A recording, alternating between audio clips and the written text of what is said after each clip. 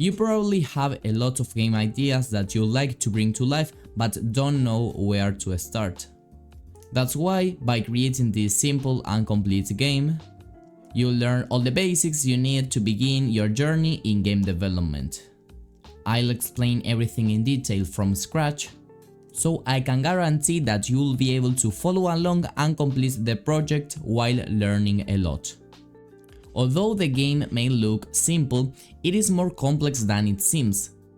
It includes a player with its own movement and animation system, collectible coins with animations, a key with its own animation that once collected allows you to complete the level, sound effects including background music, user interface, and level design.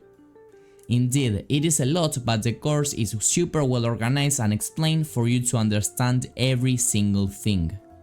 This is one of the most comprehensive courses you will find for free, as we'll explore every essential area you need to know to start creating games. Let me briefly introduce myself. My name is Marco and I've dedicated the last 4 years to creating the best games possible. I've independently published 7 games on the Google Play Store. My experience includes working as an external studio for Voodoo, one of the biggest mobile game development companies, the ones behind, for example, Helix Jump, and with them I tested 3 successful prototypes. And I am also a course instructor on Godot at Zemba, that is one of the leading course creation platforms. With both my game development and teaching skills, I've created this course for you. In this course, we'll be using Godot engine.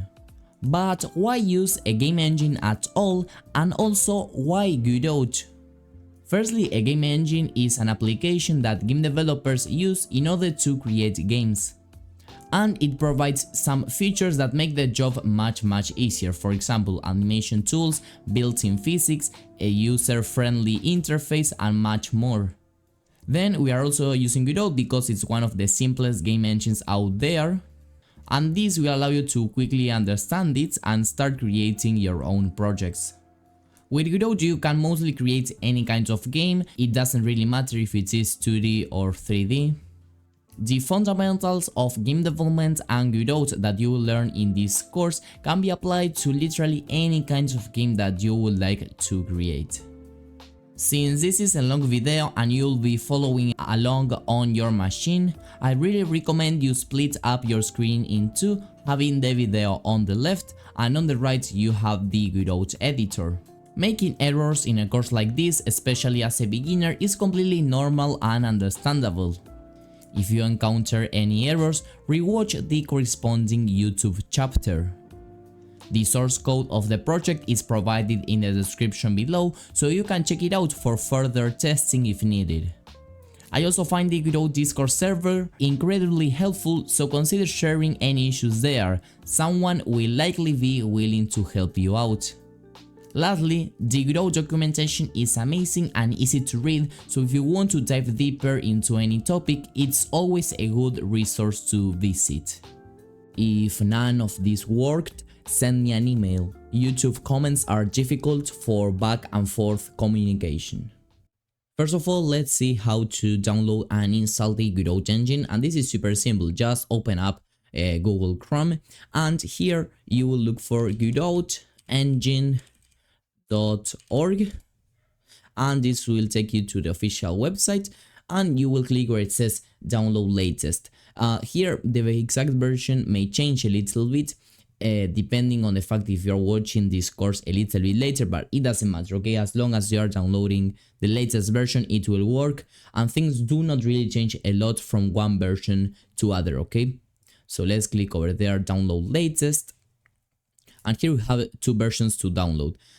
This first version is the standard version and this other one is the exact same one, but the only thing that changes is the fact that it also provides support for another programming language that is called C#, okay? But this course is not going to be using this programming language, so with the standard version of Godot we are going to be doing just fine. Now this will download a zip file that we can go ahead and extract by right clicking on it, and then here you should be having some kind of application already downloaded in your PC to extract zip files, for example WinRAR, 7-zip, etc. So here you should find some option that should tell you to extract things here, and this will give you two files. The first one is the actual application, and this one is the console. Okay, so we are not really going to be using the console. So what you really be focusing on is in saving this executable in a safe place. Okay, it can be, for example, in your desktop, in any of your drives, or wherever you want, but just make sure that you are saving this somewhere. And this is all that you actually need in order to install Godot. Of course, you are not going to be having any kind of project if it is the first time that you are opening it up. So now let's get to actually creating the project. And first of all, let me quickly discuss the two main tabs that you have, and these are the projects and the asset library.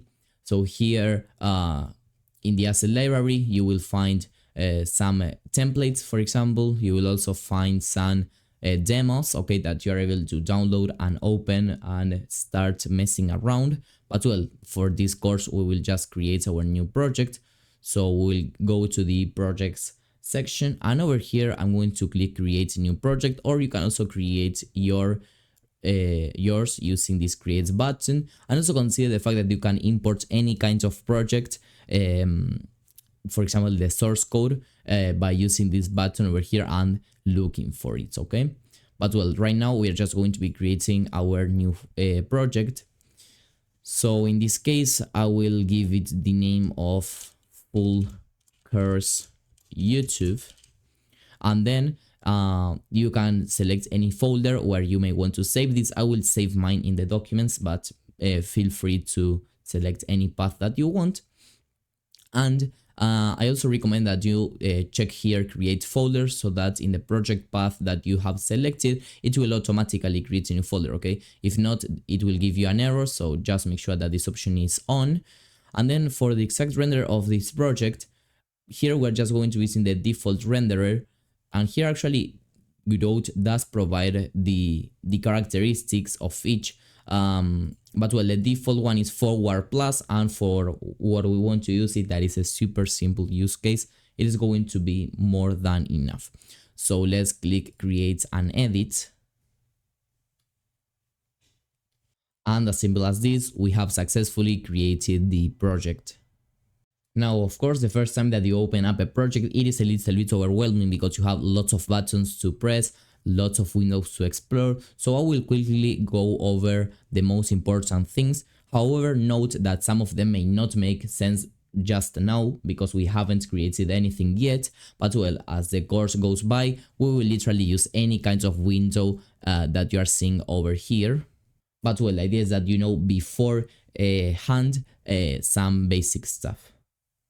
So first of all, this is the scene window. So here is where the different objects are going to be stored in Godot. Basically, the scene is what you may have in any kind of game. For example, the main menu is a completely separate scene. Then the place in which the gameplay happens, that is a completely separate scene.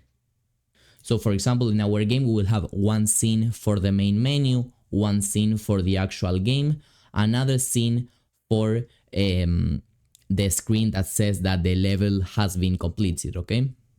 So all the hierarchy of the different objects that our scenes will contain will be appearing in this window over here. And then here we see this import. So this is used for when we have some file in our project. And well, the way in which Godot imports that file can be modified by this window. Okay, this isn't an option that we're going to actually be using in this course since it is a little bit more advanced. But well, this is just for you to know. Now also, the file system over here, it will basically show you the exact files that the project contains. As it is currently empty, we don't have anything. The only thing that we have is the icon of Godot that is provided by default when you create any project in Godot. On the top, we can see the 2D and the 3D environments. In this case, we're going to be focusing on the 2D. Also here we're going to be finding the scripts. So here all the scripts and code that we're going to be creating will appear over here. Basically the script is the file that we create in which we write the code that is going to be used for our game. And lastly, we have the asset library, okay, that is the exact same thing that we had in the project manager. But well, here these are mostly tools, or scripts. So these are plugins that will help you with some extra functionality that Godot doesn't provide by default. Then on the right we have the inspector. So this is the window that will allow us to modify the different components of our game. So for example, if we want to modify the size or the position of any object, here in the inspector we are going to see the property position and scale, and we are going to be able to modify those values. Then the nodes window, here basically the nodes are every single unit that Godot can have. So for example, here in the scene window you can click other node and you will explore all the nodes. And as you can see, you have nodes for 2D, you have nodes of type control that these are used for user interfaces, and you also have nodes that are specifically built for 3D. So for example, here in node 3D, inside of collision objects and physics bodies, you have a character body. So this is a type of node that is used in order to create mostly any kind of character that your game would want. And for example, if I add this one into my hierarchy, here as you can see I have signals and I also have groups. So these are characteristics that are specific from the node. But we'll of course get into signals and groups when the course actually starts. And finally, the history will basically is a log with the different changes that the project has been having. Now let's get to importing our assets, and for this go to the description down below and find the link that says assets. And this will basically redirect you to this drive folder. So basically the assets for the game is every single file that then is going to be used inside of it, such as audio, images, or even fonts, okay? So you can see, for example, the font that the game is going to be using. You can also find the different audio that is going to be having for when a coin is being collected, for when the game started, etc. Even some background music. And also the images themselves. For example, this is the ground. Okay, so we can see, for example, here the grass that the game used. We can also check the different player sprites, for example, for when the player is not moving, for when the player is jumping or even walking, okay, in some animation. And the different items, okay, we have the coin, the key, and the padlock, okay. So in every single file that then we're going to be using inside of our game, that is called an asset, okay, a resource. So basically what you are going to be doing is to download every single thing on this folder. So let's basically select everything and then download it. This will download again a zip file that we are going to be extracting as well. And then I will basically select all these assets and I will throw them inside of Godot, exactly where my file system is. I will give it a second, and as you can see, in literally 2 seconds I now have my assets over there. What I will do is that I will store them in just one folder instead of having them like this. So I will right click here on the resources folder, I will click create new, and here a new folder. Here I will provide the name, so it's going to be assets. Then I will press here OK, and I will simply select all of the assets and drag and drop them over there. In order to select multiple, you just click one file, for example, then hold down shift and click the other one, okay? So that's why you select multiple files.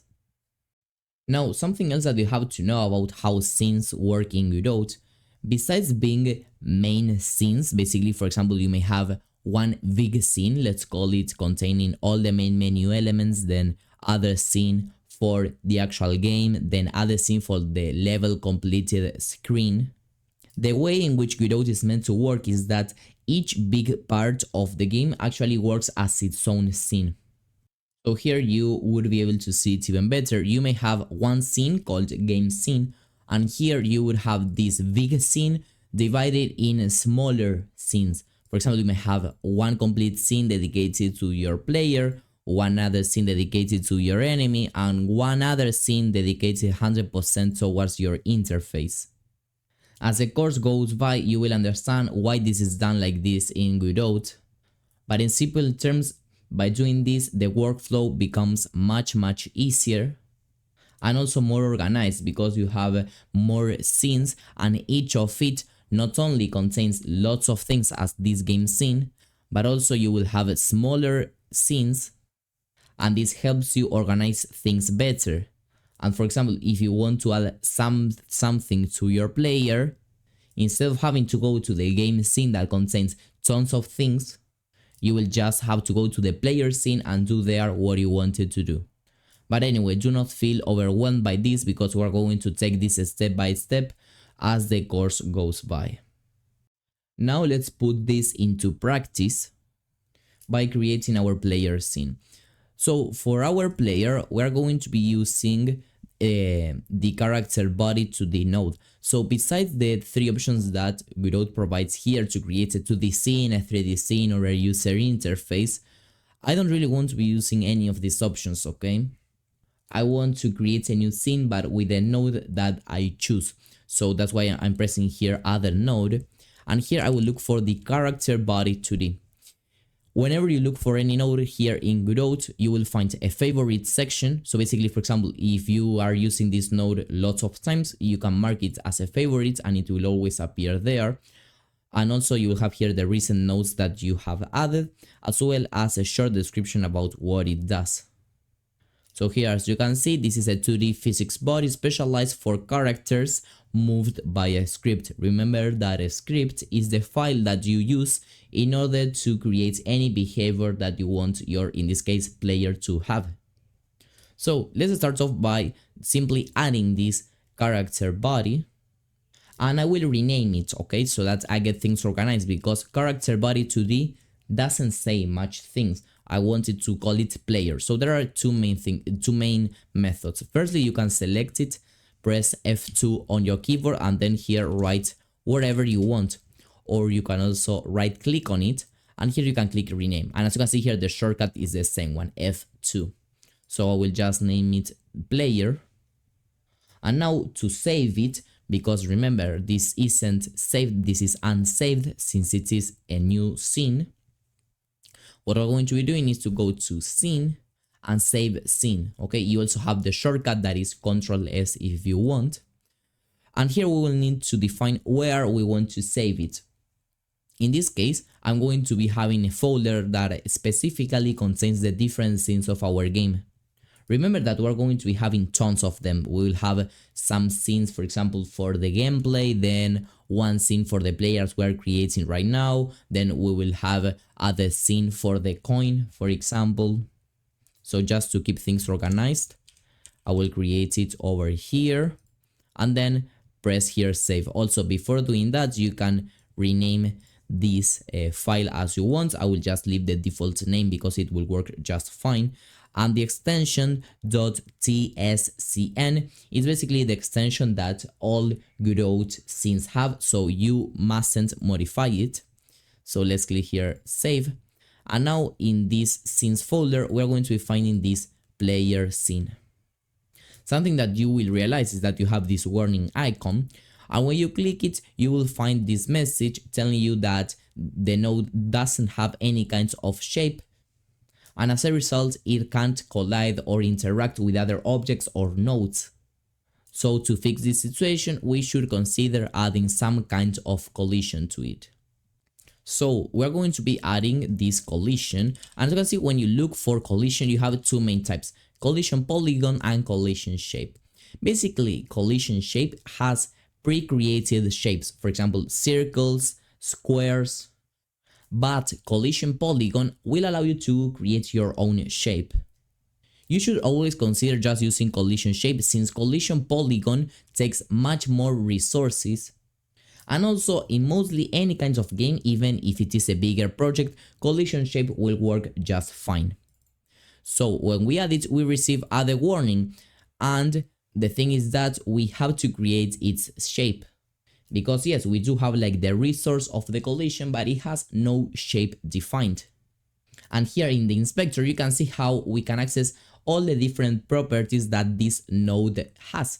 We can access the transform that basically has the position, the scale, the rotation, and we can also access the unique properties of a collision to the node. So now over here, we can go ahead and create this shape. But well, firstly, we actually need to render the player, because here in the assets, okay, we have images and here we have player, okay, and we do have here the images for our player, but well, our player is not appearing over here. So in order to render images, what you use are called sprites, okay, so you basically select here the player node, you click here add, or you can also use the shortcut Control A, and here you're going to be adding a sprite 2D, okay. So now here you can load in a texture, okay, for it to render. So for example, I will load in the idle, okay, that is basically the image that it is used for when the player is not moving, okay. So now we can better define the collision shape. And for example here, as I told you, you have different shapes that could match the size more or less of the player. But well, here the rectangle will work just fine. Something for you to know is that in mostly any kinds of game, collision shapes do not match perfectly the actual shape of the sprite, okay? Because doing so, as I explained, for example, with collision polygon, takes so many resources, okay, that is not worth it. And also it is an industry standard that collision shapes shouldn't match perfectly the actual size and shape of the sprites, okay? So here with the square collision shape is going to be more than enough. So I'm going to select it over here and I will resize it, let's say something like this, okay? Now I will move this collision shape on top of the sprite by doing this so that I can actually see it, and well, as you can see, the size is indeed correct. I will just decrease it over there a little bit and also over here, but well, I don't really mind about the width, okay? And well, also other thing that you notice is how Godot renders things. If I put the collision shape over here, it's going to render behind the sprite, whereas if I put it over here, it's going to render on top of it. This is basically, firstly, Godot draws from the top to the bottom. So it firstly draws the sprites and on top of it the collision shape. And if we do it like this, it firstly draws the collision shape and on top of the collision shape, it draws the sprites, okay?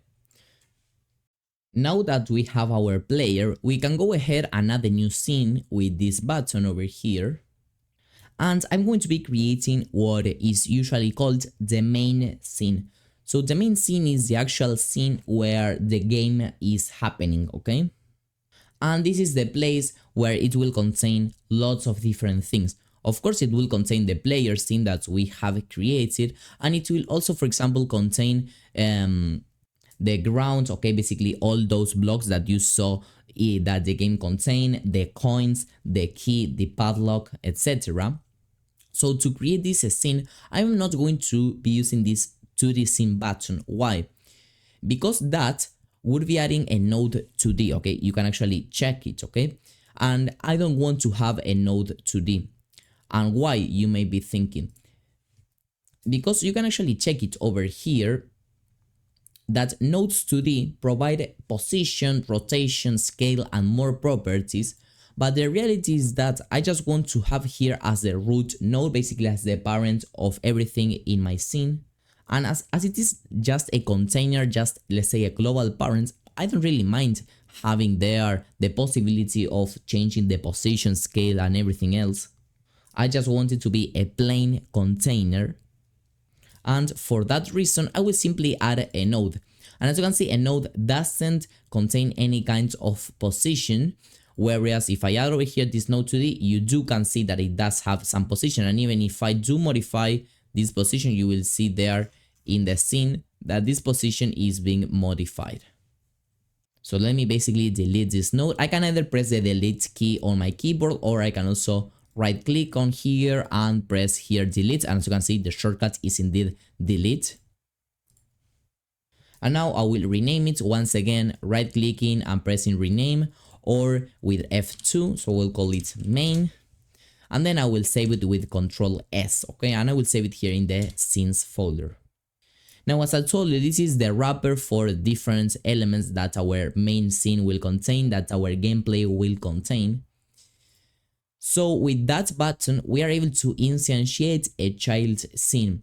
Basically, instantiating in game development basically means adding, okay? So here, what we want to do is to add this player scene to the main scene, okay?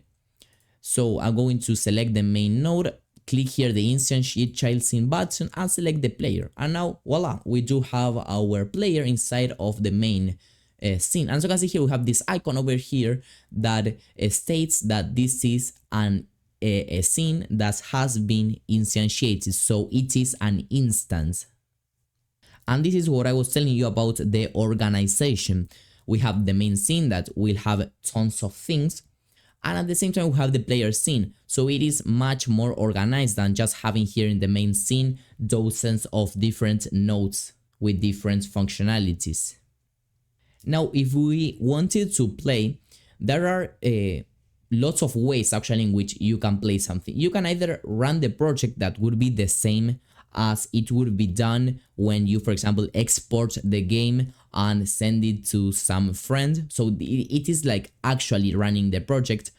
Whereas, for example, here you can run the current scene. So for example, if I am on the main scene, well, I will run the main scene. But if I am on the player scene, I will just run that scene. And you can also run some specific scene. So for example, I am in the main scene and I want to play the player scene. So instead of having to switch to it, I can press over here, select the player, and I will have that scene running. So those are the three main ways. So if I play here run project, I will have here this pop-up that will tell me that I must define a main scene. So basically the main scene is the one that will be played firstly, because what is happening here is that Godot in this case just has two scenes, okay? But Godot doesn't know which scene to be played firstly. When the game runs, what scene should I run is asking. Usually in any kind of game, the main scene, basically the first scene that is played, the first scene that is showed to the player, is the main menu, okay? But well, right now we don't have that main menu. We're going to be creating it in the future of this course. But well, in the meantime, I am going to be defining my main scene to be the main, basically this scene over here. So that's every time that I press here the run project button, I automatically run the main scene. So I will click here play, and you can either select any scene, okay, or you can also select the current scene, that in this case would be the main scene. So I will select the current, and let's give it a second until it runs. And well, as you can see there, we have our player, okay? Now let's start moving our player.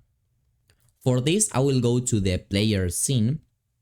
And as I want to code this behavior, I am going to be using a script, okay? And as I told you, scripts are files that you write, okay, via code, and there you basically define the different behaviors that your object will have.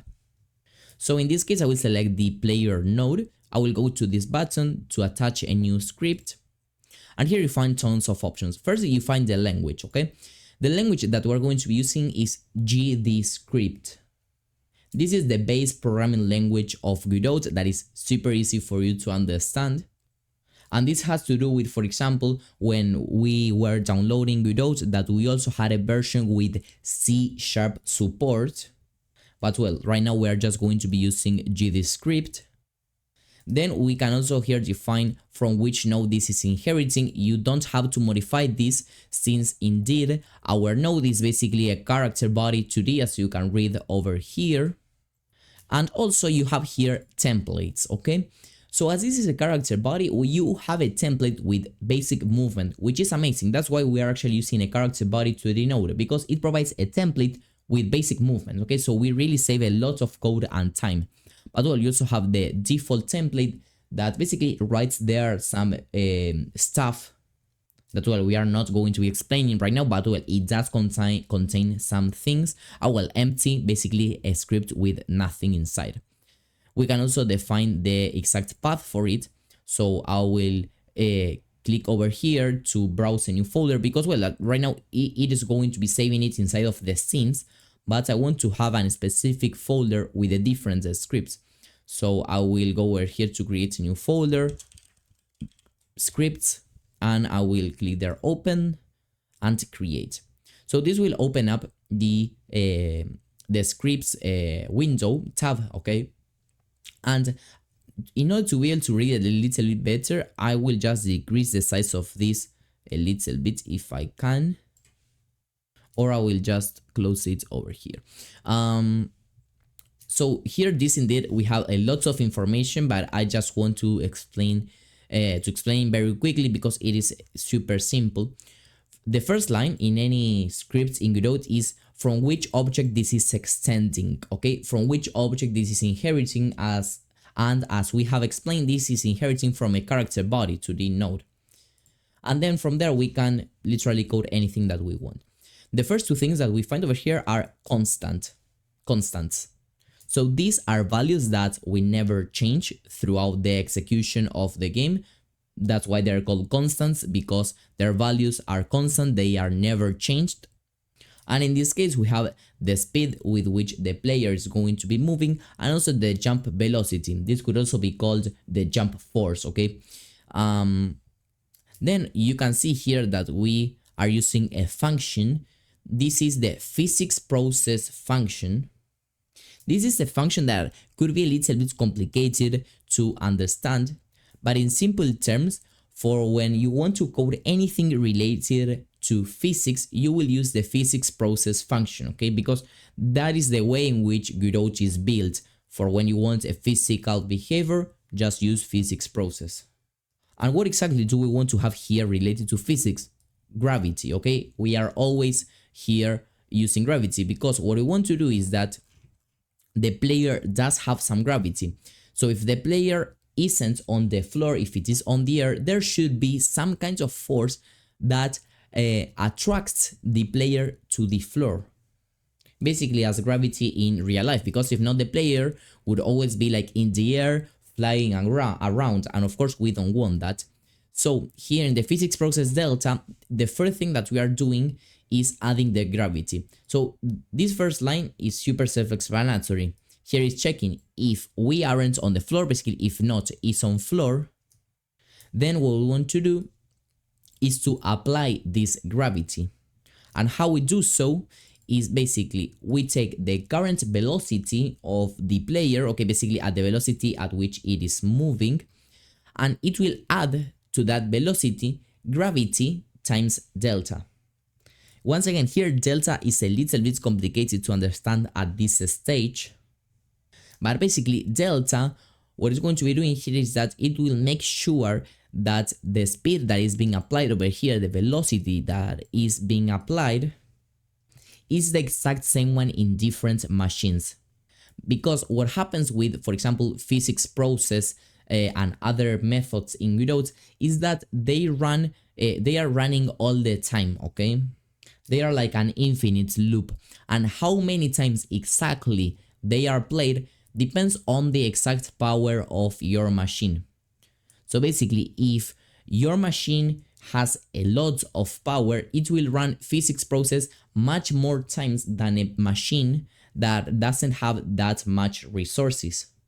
So what is going to happen, for example, if we don't use the delta parameter, is that the user that has a much more powerful PC, and as a result physics process is being called more times, basically it will have more velocity being applied. Basically it will have more gravity than the user that has a low-end PC, as physics process will be called fewer times.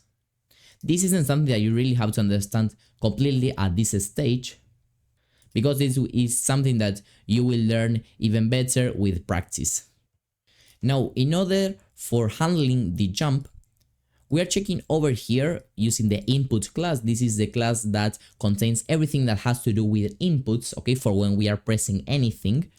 And here we are checking if is action just pressed UI accept. Basically here this action you can find it in project settings, and here under input map, if you enable show built-in actions, because Godot does provide some input actions created by default, you will find, for example, UI accept, UI select, UI cancel, etc. Even, for example, UI left, UI right. And here you can see what these input actions are, let's say, listening for. They are listening to the enter key, to the space key in the case of the UI accept, but also here the UI left is looking for the left key of the arrows, I mean, and also for if you have a controller connected, it will also look at this input. And the right, up and down do the exact same thing. Up looks for the up arrow key, down for the down, etc. So here basically this line over here is checking for if we are currently pressing either the enter key in our keyboard or also the spacebar. Not only that, but also if we are currently on the floor, we are applying the velocity, which would be basically jumping. First of all, we only want to jump if we are pressing the spacebar or the enter in the keyboard, okay? You can actually modify this if you want it, but well, let's just stick to the simplest example. And also we only want to be able to jump if we are on the floor, because if we are like this flying around, we don't want to be able to jump. If you check any game, you are only able to jump once you are on the ground. If you aren't on the ground, if you are in the air, you are not able to jump. Just as it happens in real life, you can't be jumping if you are not colliding with the floor. And then over here, this is the most complicated part of the code, because basically this is where actually, let's say, the magic is happening in terms of the left and right movement. We have this direction variable, as you can see, and this is called a variable. Why is this a variable? Because its value can change in runtime, okay? This direction might be 0 in some part of the game, and then it could be 1, -1, or whatever, whereas constants will always be the same values, okay? So here it will get the axis of UI left and right, basically the differences between them, and this is even more, this is easier to understand if we add here a print statement. Basically print statements will show in the console. Basically the console is this section over here, will show a message, okay? So we'll print over there the direction. So for example, when I run the project, you can see now direction is 0. Also our player has fallen, but well, we will take a look at that in a second. And well, we have here 0, but when I am pressing the left arrow on my keyboard, you see there -1. I am not pressing it anymore, I've got 0. And then when I press the right key, this is equal to 1.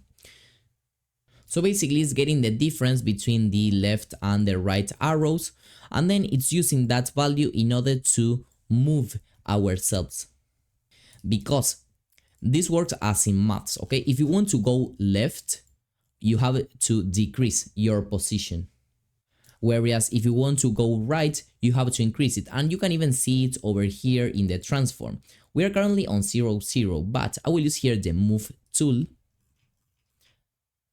And if I move to the right, as you can see, my X is increasing. And if I move to the left, my X is decreasing. This is the exact same case as in maths, okay? But just for you to be aware of it. Also here, if direction checks for if direction is not empty. So basically, if direction isn't 0, this would be if we are moving, update the velocity. We can also check this out with the print statement. So for example, we are going to print here, we are moving, okay? So as you can see, I am not pressing anything right now on the keyboard, but for example, I'm going to be pressing the left arrow, and there I've got we are moving, and then I will press the right key, and as you can see, I'm getting here more messages being printed when I am pressing the right key. So basically, this code will only be running when direction is not equal to 0. And we saw that direction was only 0 when we weren't moving, when we weren't pressing any of these keys. So remember that here direction, if we are moving, can be -1 if we are moving left and 1 if we are moving right. But what happened is that if we are actually moving at that velocity, basically at a velocity of -1 or 1, it is super slow. But if we multiply that value by speed, that is this constant over here, 300, we are going to be getting -300 or 300, okay, instead of 1 or -1, which is much more, of course. So now basically in this else, else is going to be run if we are not moving, basically if this condition isn't true. What it's going to be doing over here is that it will gradually move towards 0, okay? Basically our velocity will become 0 as we aren't moving. We will gradually make our speed become 0. This will basically create a deceleration effect that will cause the player to slow down and eventually stop when no input is being detected at all, instead of just from one moment to other not moving, okay? Because that is a little bit rough, let's say, but well, here it is a little bit smoother, okay? And at the end, in order to make all this work, we basically are calling the move and slide, okay? This will basically make sure that all the velocities that we are updating over here actually take effect.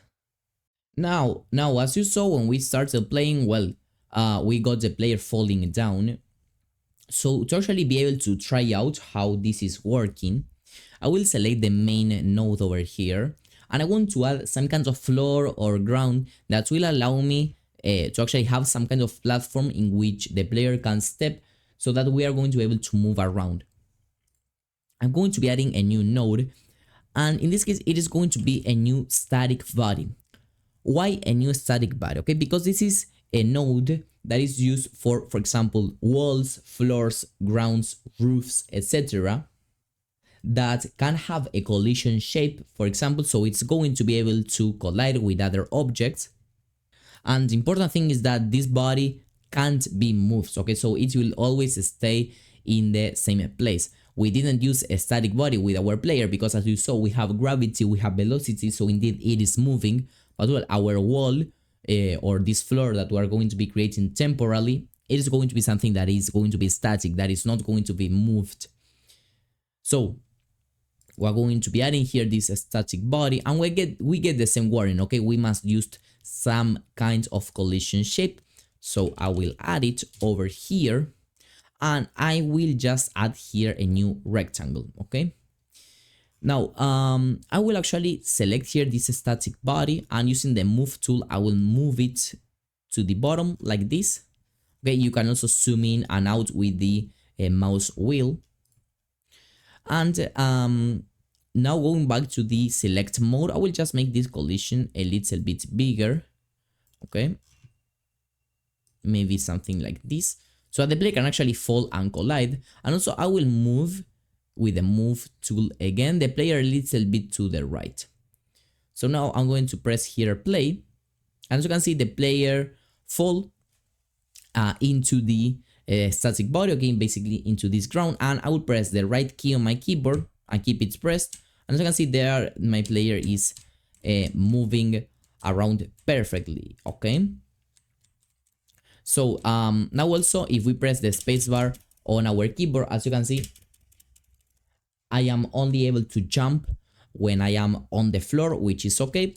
And also you can jump if you are pressing the enter key on your keyboard. But well, of course we are not going to be having the ground like this, so I will just delete here the static body using my delete key. And also I think that the speed, we could maybe increase it a little bit to something like 400, and also the jump force, I will also increase it a little bit to something like 575, just so that I have a little bit more force for when I'm jumping and a little bit more speed for when I'm moving from left to right. Now the player does contain some animations, as you can see in the player assets. So we are going to start creating these animations, and then we will get to use them. So to do this, we have to take a look at the Sprite 2D.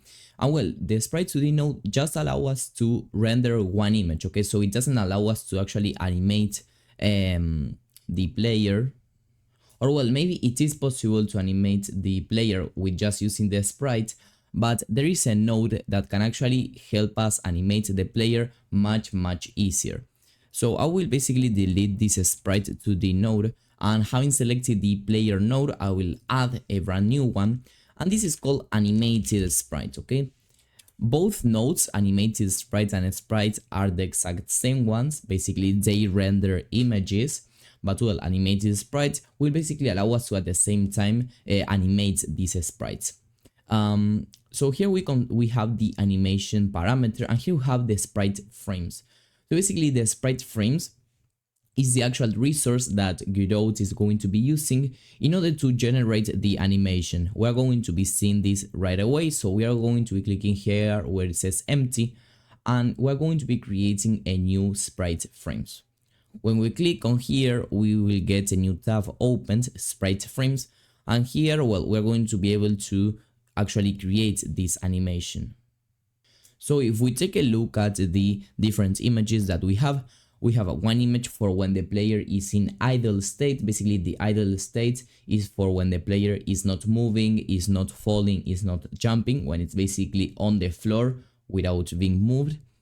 Jump for when the player is on the air because it is jumping. And then walk 1 and walk 2 is the walking animation. So we have to create these animations over here in this window. So the first one, if you double click an animation, you're going to be able to rename it. So the first one, I will just name it idle, like this. And with this button, you're able to add a new animation or to, for example, delete one. So I will add a new one, I will double click it. And I will name it jump. And finally, I will create the last animation that's going to be walk. Now it's time to load the corresponding frames of the animation. In this case, well, the idle doesn't have more than one frame, it is just one image, as you can see. And the same thing happens with the jump, okay, it's just one frame. But well, in walk, we have 2 frames, so I will load walk 1 and then walk 2. And now if we press here the play button, okay, in the animation, we will see that the animation is indeed being played, okay? Now I feel that the walk animation is a little bit slow, so to increase its speed, you will just increase here the frames per second. So if you write something like 7, well, then you're going to have in 7 frames per second. That is more than 5 frames per second, so that's why the animation is being played a little bit faster. You can also see how here in the animated sprite, we have here the current animation that is being played, and we can choose from the 3 that we have created. We have here the idle, jump, and the walk animation. Now, to be able to start using these animations inside of the game, we will have to code this functionality. And to be able to test it, I will just go to the main scene, and having selected here this main node, I will once again add here the static body with the corresponding collision shape, okay, that we used to have basically to try out the player movement. And I will assign here a new rectangle, okay. Then having selected here the static body and using the move tool, I will move this down exactly like this. And then in the collision shape, I will just zoom in a little bit, and using the select mode, I will make this collision a little bit bigger, okay? So now when we click here play, there we are going to be having our player, and we are still able to move, jump, and whatever, but well, the animation is not changing, so we will get right now into changing the animation. So let's basically go inside of the player script by clicking here. So now here we just simply have to play the corresponding animation depending on the player state. So for example here, when we are adding the gravity, basically if the player isn't on the floor, which means that the player is in the air, if it is in the air, we are going to be playing the jump animation, okay? That was exactly this one, as if the player would be falling or jumping, okay? So we're going to be playing this animation, so I will use the dollar symbol, okay? And doing this, what you are telling Godot is that you want to access a node in the hierarchy, okay? So this script is in our player node, and as a child of it, you can see here that it has the animated sprite. So if I write the dollar symbol, now as you can see, Godot actually auto-completes the nodes that I can access. I can access both my animated sprite and my collision shape 2D. In this case, I want to access the animated sprite. And then I will write here dot play. And this will basically allow me to play any animation inside of the animated sprite. That is basically any of these ones that I have created. And here I have to type in what is the exact animation that I want to be playing. And as I was telling you, this is going to be the jump animation. I will close this one so that we have more space here. And now we have to know when we want to be playing the idle and walk animation. So they are self-explanatory in terms that when we are moving from left to right, we should be playing the walk animation, and when we are not moving, we should be playing the idle animation. So remember that here this condition if direction checks for if direction isn't equal to 0. And direction can be 0 if we are not moving, -1 if we are moving left, and 1 if we are moving right.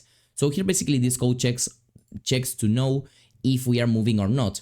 So if we are moving, we are updating our velocity. Therefore, this is the place in which we should be playing the walk animation. So once again, I will access my animated sprite 2D. I will write dot and here play. And in this case, I will select my walk animation. And then here remember that if direction is not 0, we are moving. Else, basically, if direction is 0 means that we are not moving. And if we are not moving, what we want to do is to play the idle animation. So I will call once again the animated sprite, and then I will call here play idle. And now when we play, it kind of works because as you can see, if I am not moving, I get the idle sprite. If I am moving, I do get the walk animation. We still have to fix the fact that, well, I am moving left and the sprite should be facing left. It should be flipped. That is something that we are going to be addressing in just a second. And if we are jumping, we also get the corresponding animation, okay? However, for example, if I am not moving and I jump, as you can see, the animation doesn't change to the actual jump animation as it should. So we have to do some more validations over here.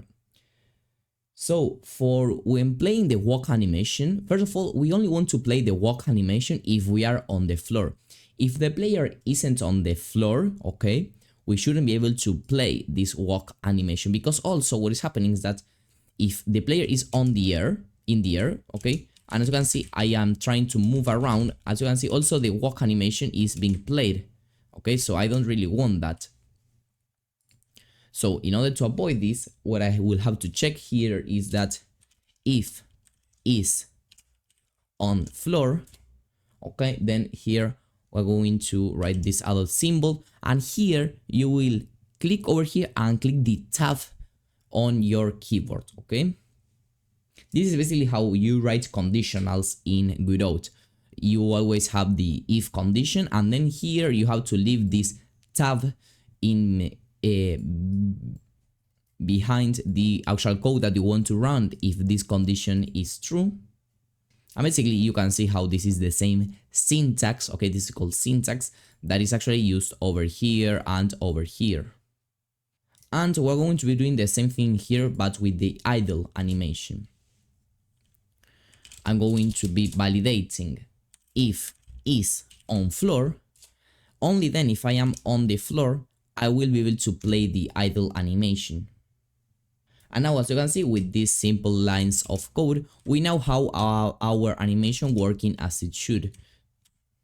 Now in order to flip the player, actually Godot provides a method that is quite simple. Here in your animated sprite, if you open up the offset, you will find flip H, basically flip horizontally, and flip V, flip vertically. So you can enable this, and as you can see, the sprite is going to be flipped. You can also do it vertically, but well, in this case, we are not going to actually be using the flip vertically option, just the flip horizontal option. So basically what we want to do is that if the player is moving left, we want to have this flip edge option enabled, whereas if the player is moving right, we want to disable it. So this is easier than it may sound, okay? Because basically we always have to be taking in account this direction variable. Once again, remember, if this direction is 0, it means that we are not moving. If it is -1, we are moving to the left, and if it is 1, we are moving to the right. So having this in account, what we can check is if direction is equal to -1, which means that we are moving to the left, we have to flip the sprite as I have just showed you. So if direction is -1, I want this option to be on because I am moving left. And I want to have this option off if direction is 1, which means that I am moving right. So right here, okay, I will write the following. If direction, and what I want to do here is to check if direction is equal to -1. Note here that we are using double symbol over here because this is how you do a comparison in Godot. So that's why we are using double symbol. If you just write one symbol, it is going to give you an error. We're going to see it in just a second.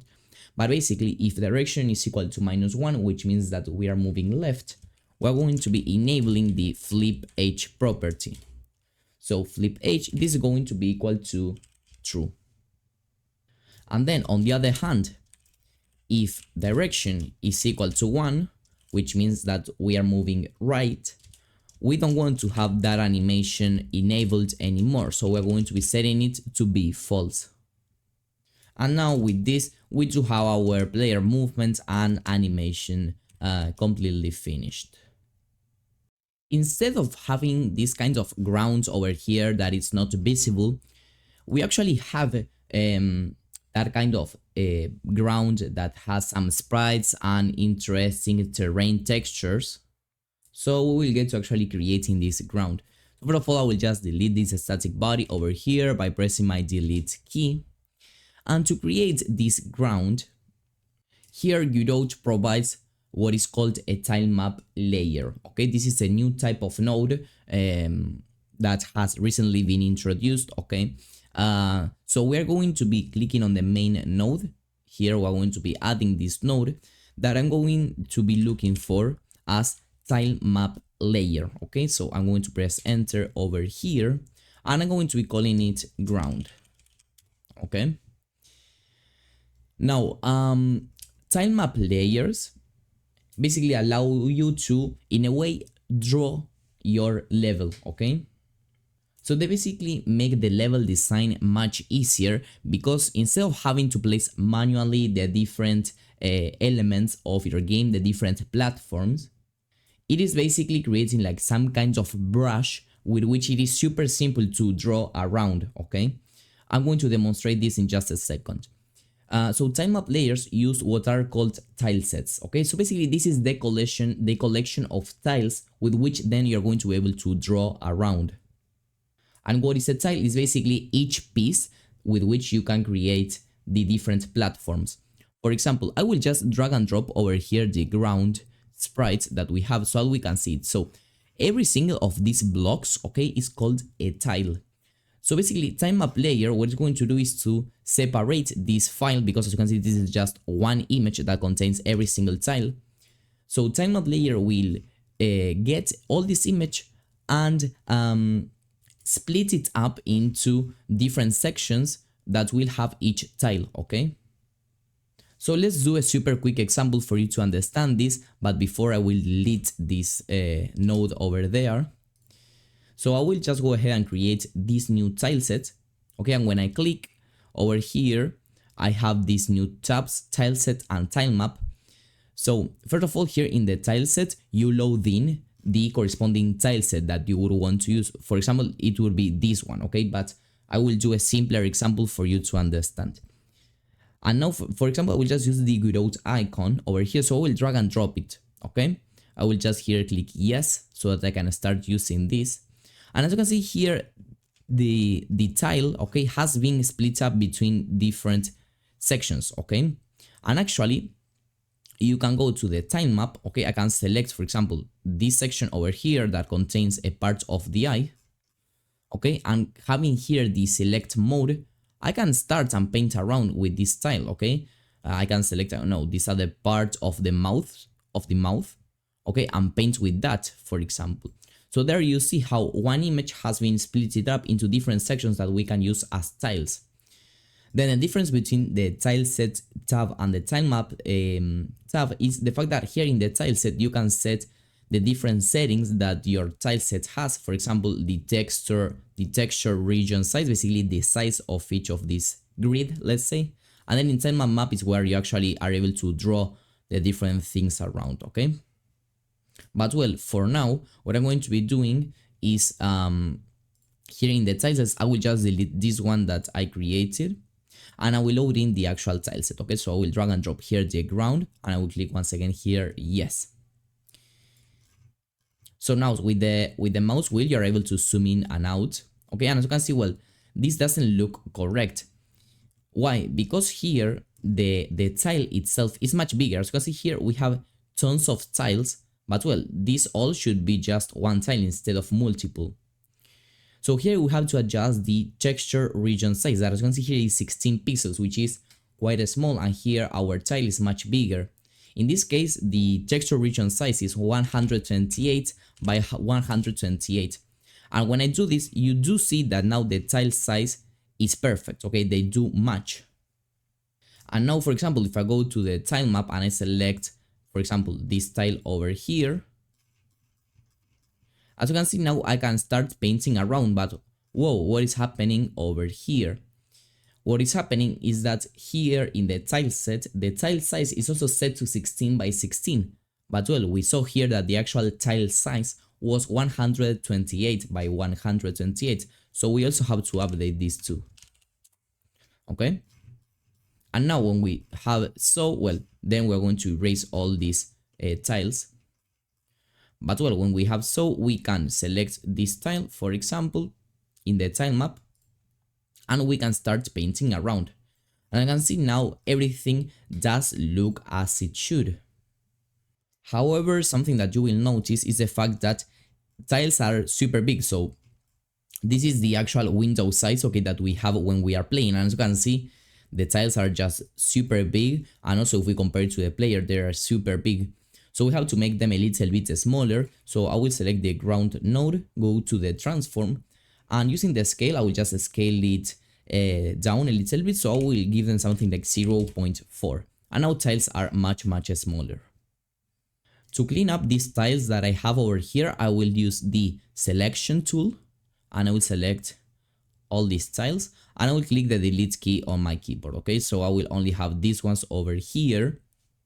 And actually I will just delete these tiles as well. I can use here the pen tool, and then here the eraser actually, so that I can erase them. You can also use the corresponding shortcuts E and D. But also I will, for example, disable the eraser. Okay, I will select the tile that I want to draw. For example, this one, I will draw here a line. And also, besides using the eraser like this, you can just right click, okay? Hold down the right click, and you're going to be deleting the tiles, okay? So it is a little bit easier for you to delete and add these tiles. With left click you draw, with right click you can erase, as simple as that.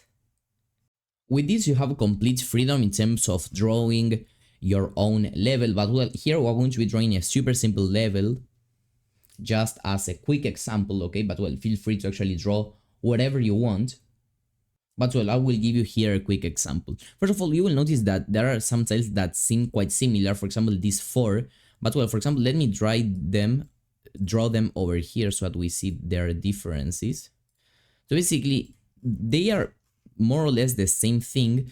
But well, as you can see, their termination is different. For example, this one has here some kind of circle radius, okay? This one is completely solid and square. This one has the border radius in all the sides of the square, and this one only has the radius on the left. Okay, so they are basically different blocks that will allow you to create different platforms. So you can really experiment here drawing your own platforms and levels. You even have here tiles with, for example, snow and other stuff. But well, we're going to be using mostly the same asset. Basically, we're going to be using all the time this one, that is the solid one, let's call it. So let's start actually drawing our level, but well, feel free to actually adjust it as you want. So in this blue line over here at the bottom, okay, here on the bottom left, I will draw there one tile of this one, and I will draw a complete straight line until the end of the screen, until something like this. Then here I will count 1, 2, 3, 4, and in the fifth I will place one block, and I will place 6 more. So 1, 2, 3, 4, 5, 6. Then to the left, I will count 1, 2, 3, 4. I will go one up and one more, and here I will draw 3 tiles more. Now I will go 1, 2, 3, 4, and 3 to the top. 1, 2, 3. And I will place 6 more. 1, 2, 3, 4, 5, 6. And as you can see, you should reach exactly this point of the viewport, okay? Now also, in order to avoid the player from falling, I will put some other tiles that the player is not actually able to see. They are just going to be some borders. So for example, I will use this one over here, or even for example this one at the bottom is not really going to matter, and I will just draw a border, okay, along all the tiles that I have just created, exactly like this. And I will make sure that I am not replacing any of the tiles that we have just put over there. So exactly like this. And I will have to go down over here. And well, this could be just a pretty simple level, but I also want to create here some kinds of hill, okay, using here, for example, these tiles over here. So I will grab over here this tile, and I will count 1, 2, 3, 4, 5, 6, 7, 8, 9, 10. Okay, and there I will draw it. Then I will switch to this other tile, and I will do over here 2 tiles exactly like this. Then 3 tiles of grass, 2 tiles of these ones. So I'm going to write here these 2. Then I will use this tile over here, and I will draw it over there so that all the edges are connected properly. And finally, using the dirt over here, this one from the top that is completely square, I will fill this in. Okay, you will see that also we have here some small problems. So here we can actually go ahead and select, for example, this tile over here and paint it over there, and this other tile and paint it over there. This is how the final level looks like, but well, feel free to adjust it as you want. When you play, there are multiple things that you're going to be noticing, okay? So the first one is that, well, the player is not colliding with the tile map, layer that we have created, and also that we are getting like lots of errors over here. So first of all, to fix this problem over here, we will go to our time map layer, here to the tile set. And well, as you can see here, it seems that Godot has created here tons of tiles that we are not using, that are empty. So that is why we are getting those errors. So we will click here and press remove tiles in fully transparent texture regions. And you should be able to see this icon over here, and then this option should be enabled, remove tiles outside of texture. If you don't see this option enabled, what you will try to do is to double click here on the ground tile map layer, or also you will try to save all the scenes, okay, and then restart the Godot editor, and then when you open up the tile sets again, you should be able to see this warning, okay? So we will click over here and remove tiles outside the texture, okay? And right now everything will be working as it should. Now let's press over here play, and as you can see, all these issues in terms of the output have been fixed. Now we have to create the tile collisions, okay, because the player is not actually colliding with this tile set. So first of all, we will open up here the physics layers inside of the tile set. We will click add elements, and this will basically add the actual collisions, okay? However, we still have to set up the collisions in our tile set because, well, we don't have them yet set up. So inside of the tile set, we are going to go to the select, and here we're going to be selecting all the tiles, okay? So I will go to the top of the tile and select every single of them exactly like this. You should check that every single tile is marked with this green square, and then you will go to physics layer 0, that is basically the first physics layer, and here you're going to be able to set up the collisions. So how you can do this is by doing the following. You will click on the 3 dots and you will click reset to default tile shape. So this will basically, as you can see, create the collision that will cover completely the tile, okay? So now you're going to see, for example, if I select this tile over here in the select tab, you will see that indeed this is the collision, okay? And this will kind of work, okay? If we play it, we do see that our player is colliding, but well, first of all, our player is super big if we compare it to the actual size of the tile. So I will just go to the player scene over here, and in the transform, I will scale the animated sprite to something like 0.7. And when you do this, you will also have it to scale out a little bit. Here, make sure that you're in the select mode. So I will scale out the collision shape a little bit. And now let's save here the changes with Ctrl S. And now we see that our player is a little bit smaller. So I will move it to the bottom a little bit. And well, we do see that the collisions kind of are working. So you can see the player can't exit the screen.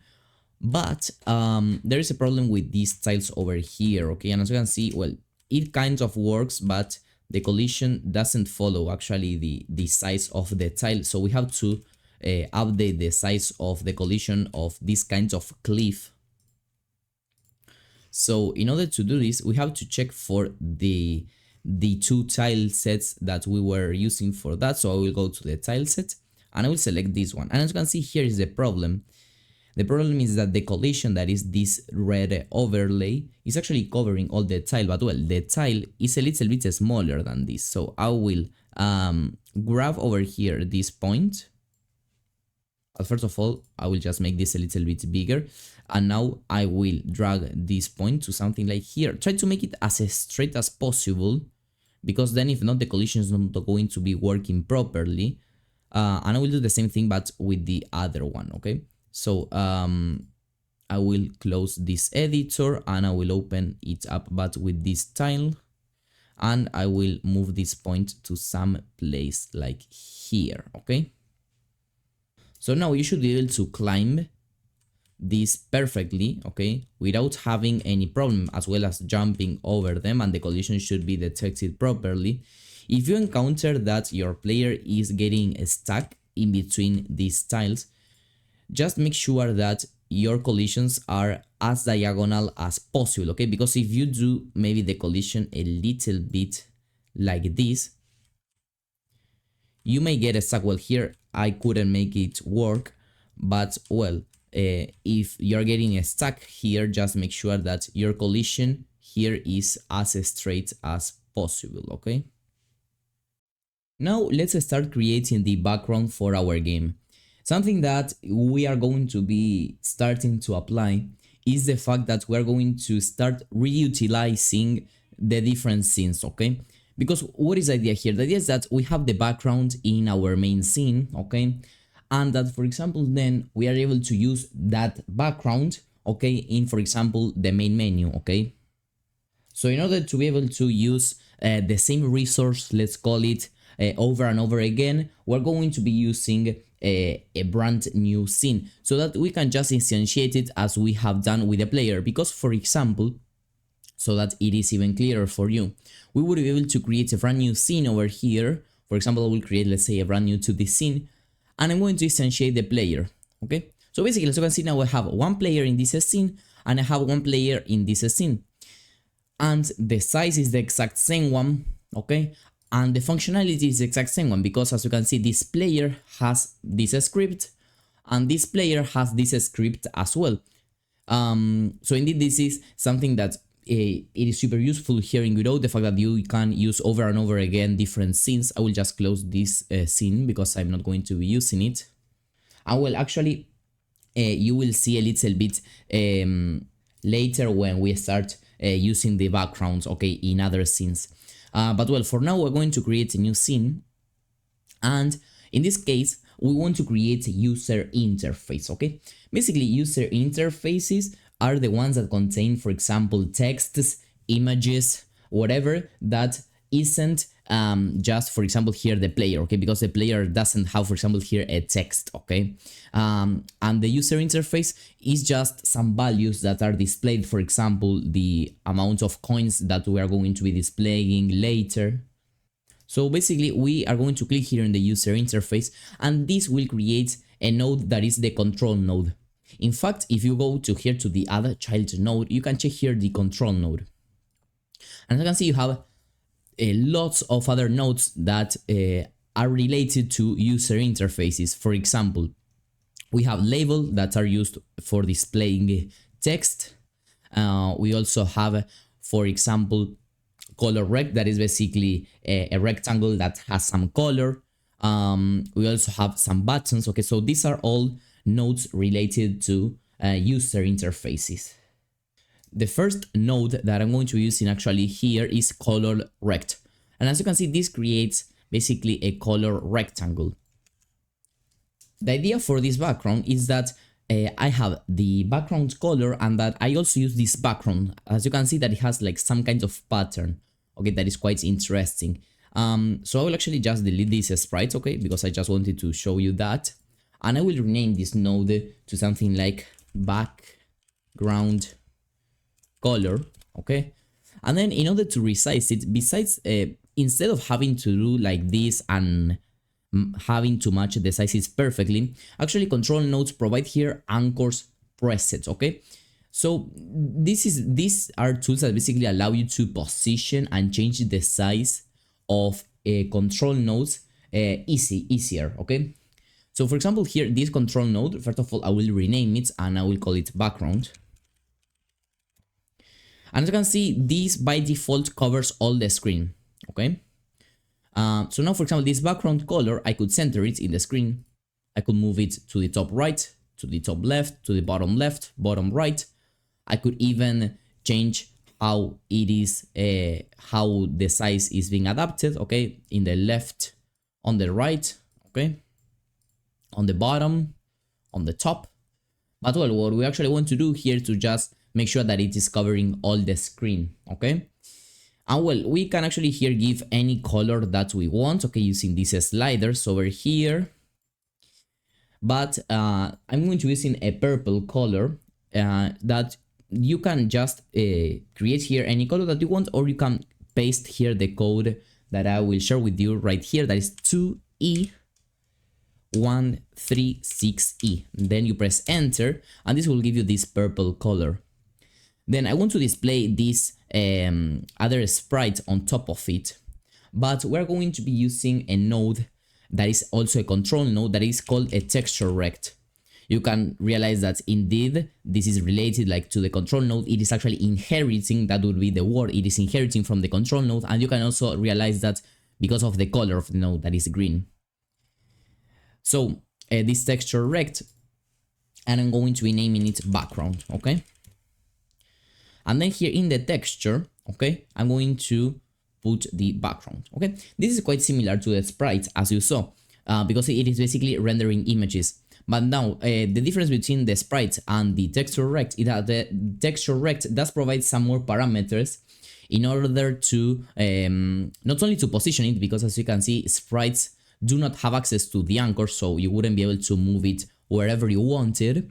And also texture recs provide some more options to customize how the texture, okay, is being rendered. Okay, so you can see here the sprite doesn't have much options, but here, for example, in the texture rect, I will make it fit all the screen exactly like this. But as you can see how this is being stretched, it is not so good.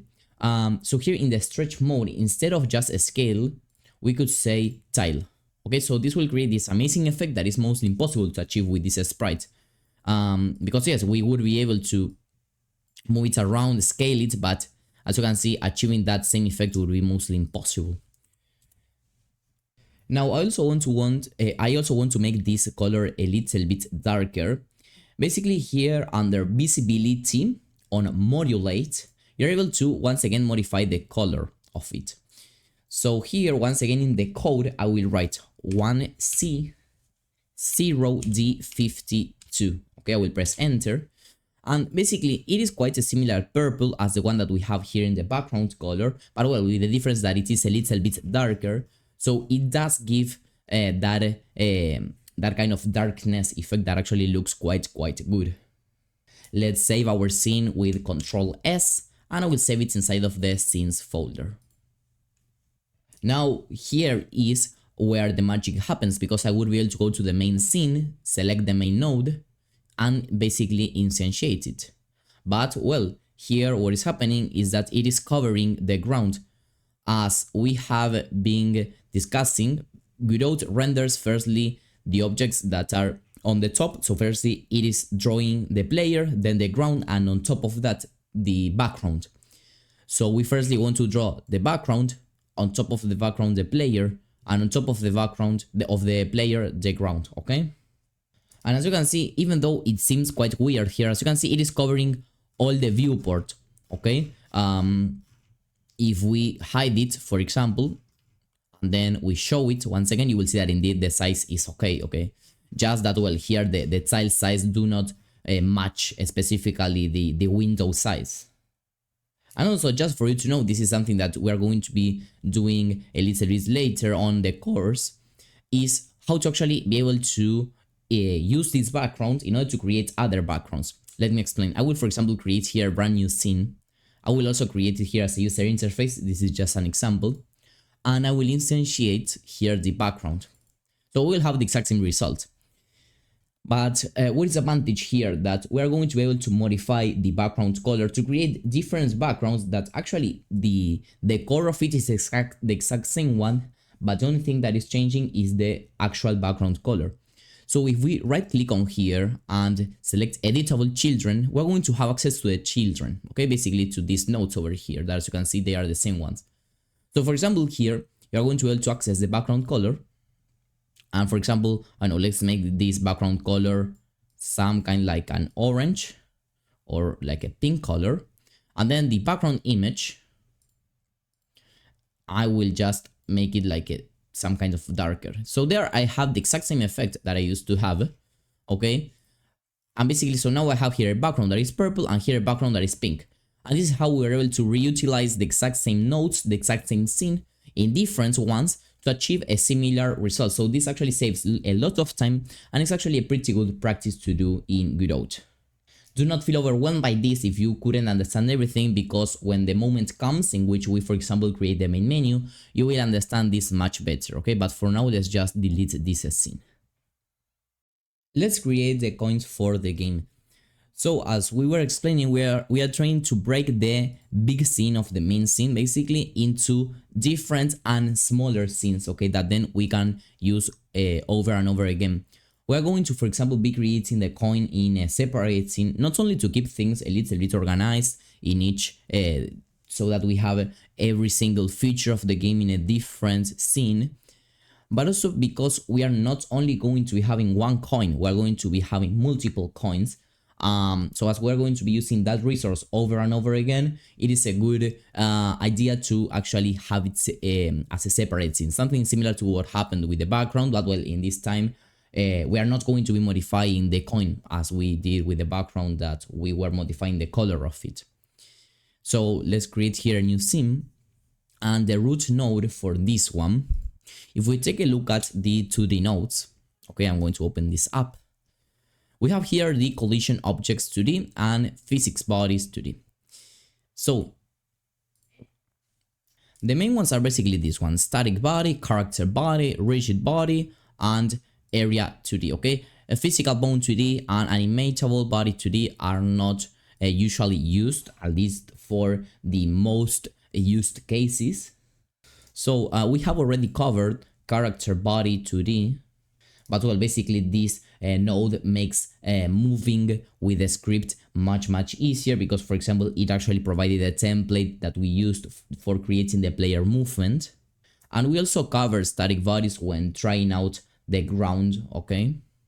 So then we have, for example, rigid body 2D. Actually, rigid bodies and character bodies are quite similar, because well, they can all collide. Actually, all these four can collide because they are inside of collision object, but we could actually, in lots of cases, use rigid body and character body for the exact same usage. Because, well, actually, rigid body, as you can see here, is moved by physics simulation. So this basically means that this body is affected by, for example, gravity. And our player is being affected by gravity. We are actually creating it in code, okay? But, well, rigid body provides this gravity, this physical behavior by default, okay? Without having to code it. But, well, they are a little bit more difficult since they have more parameters, more things that we can adjust. So for a beginner, it is the best thing possible to try to avoid using rigid bodies when possible, okay? Because they are a little bit more advanced. And then finally, areas 2D. This basically creates a region with which we can detect collisions. Basically, areas 2D are always used for those kinds of objects that we want to have in our game that are not being affected by any kind of physics. Because if we have an object that is affected by physics, we can use rigid body or character body 2D. So if the object that you want to create is not going to be affected by gravity and you want it to still be able to collide, and also you want it to be able to collide with mostly any kind of thing, then you would use an area 2D, okay? And as you can see here, the description is quite clear. This basically creates a region that can detect collision with any of the collision objects 2D. And which are the collision object 2D? We can check it over here. Basically static bodies, character bodies, and rigid body 2Ds, and of course any other area 2D. So actually areas 2Ds are the nodes that can detect collisions with the most amount of objects. Let me explain this. I will add this area 2D as a root node. And for us in Godot to detect the collision between different objects, what we use are signals, okay? So we go to the nodes tab and signals. Basically, signals are functions that are called when an event happens. So for example, if an area has entered this area over here, then this function is going to be called. So as you can see, area 2D provides collision for mostly any kind of object in Godot. It provides for any kind of area 2D, as you can see. And also it provides collision for bodies, okay? And exactly, bodies are basically any node that inherits from node 2D. And which are the nodes that inherit from node 2D? Basically all these ones, okay? And usually the nodes that are going to be colliding with this are static bodies, character bodies, and rigid body 2Ds. Something that you can also check over here is that in the character body of the player, we don't have that many collisions, okay? We don't actually have collisions at all. So that's why we are using here an area 2D that actually allow us to detect collisions with other bodies, okay? So I know that this is a lot of information, but now it is going to make more and more sense. So let's basically rename this area to be coin, okay? And then I want my coin to, of course, have a sprite, okay? Because I want to render an image as we did with our player. And in this case, I will look for the coin image. You can drag and drop it over here. And I'm going to also be adding here the collision shape. In this case, I will add a circle as the collision shape.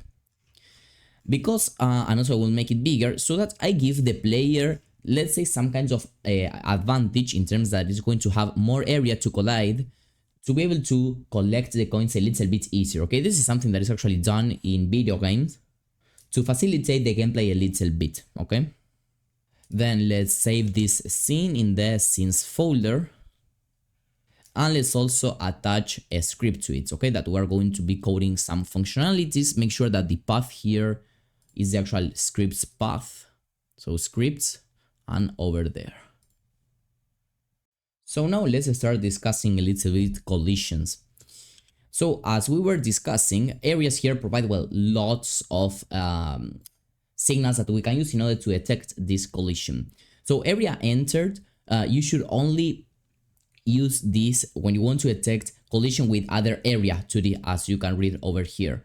But the main object with which we want to check collisions is with the player, and the player isn't an area, it's actually a character body, okay, it is a body, not an area.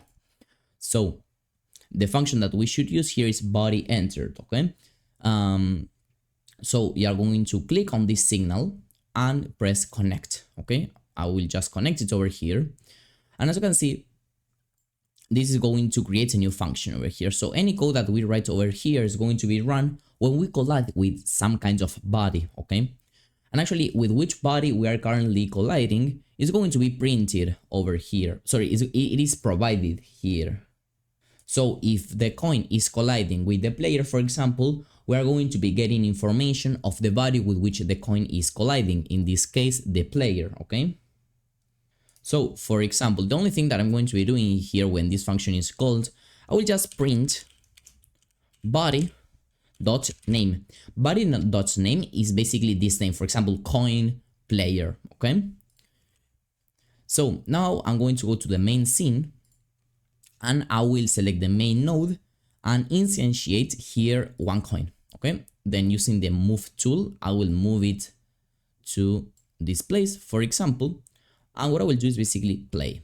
Okay, now I will move toward these coins, and as you can see here, I get player, okay, as the body with which this is colliding. And as you can see, we have that kind of extra space that we created over there in the collision shape that is a little bit bigger to give some advantage. Okay, so as you can see, now we are detecting the collision with the corresponding player.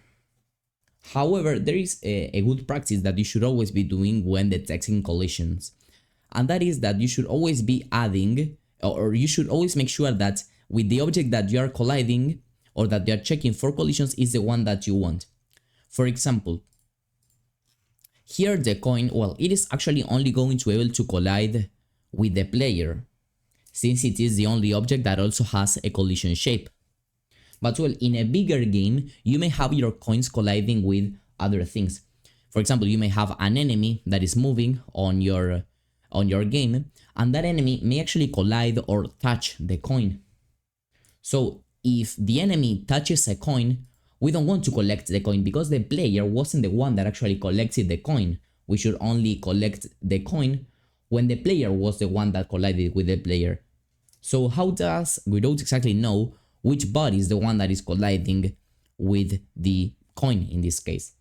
So we have to actually code a little bit more.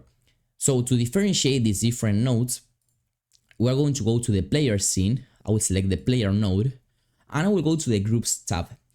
So basically, groups will allow us to define over here, when we are colliding with a body, we can check, okay, is this body inside of the group player? If that body is inside of the group player, it means that it is indeed the player, because we are only going to be assigning this player to be inside of the group player. Let's see this in practice.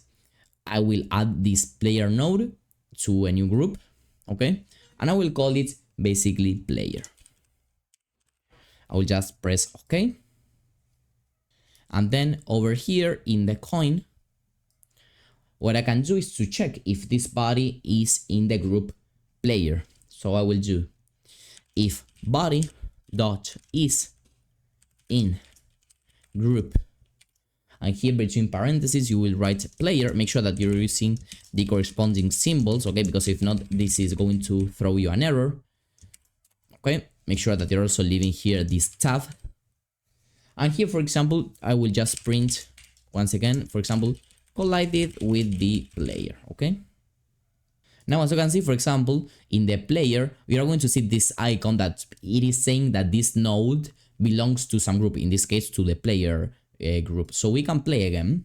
And well, the result is going to be the exact same one, okay? We're basically getting here this message printed when we collide with it. But for example, if we had other object that is moving and that it isn't inside of the group player, it would not actually be targeted in this script, okay? We will only check collisions for those bodies that are inside of this group that we are actually assigning. Also, something that you may have noticed is that when you're assigning a group, first of all, well, you can copy here the group name. Basically, you could paste it over here if you wanted, okay, just to make sure that you are typing it correctly. And also you have scene groups and global groups. The difference is quite simple.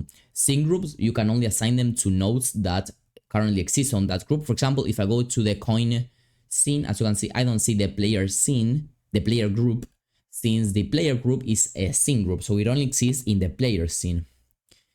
But if I create, for example, here other group that I'm going to call, I know, object, and I make it global, and by the way, when you make a group global, you can type any description. For example, this is an object.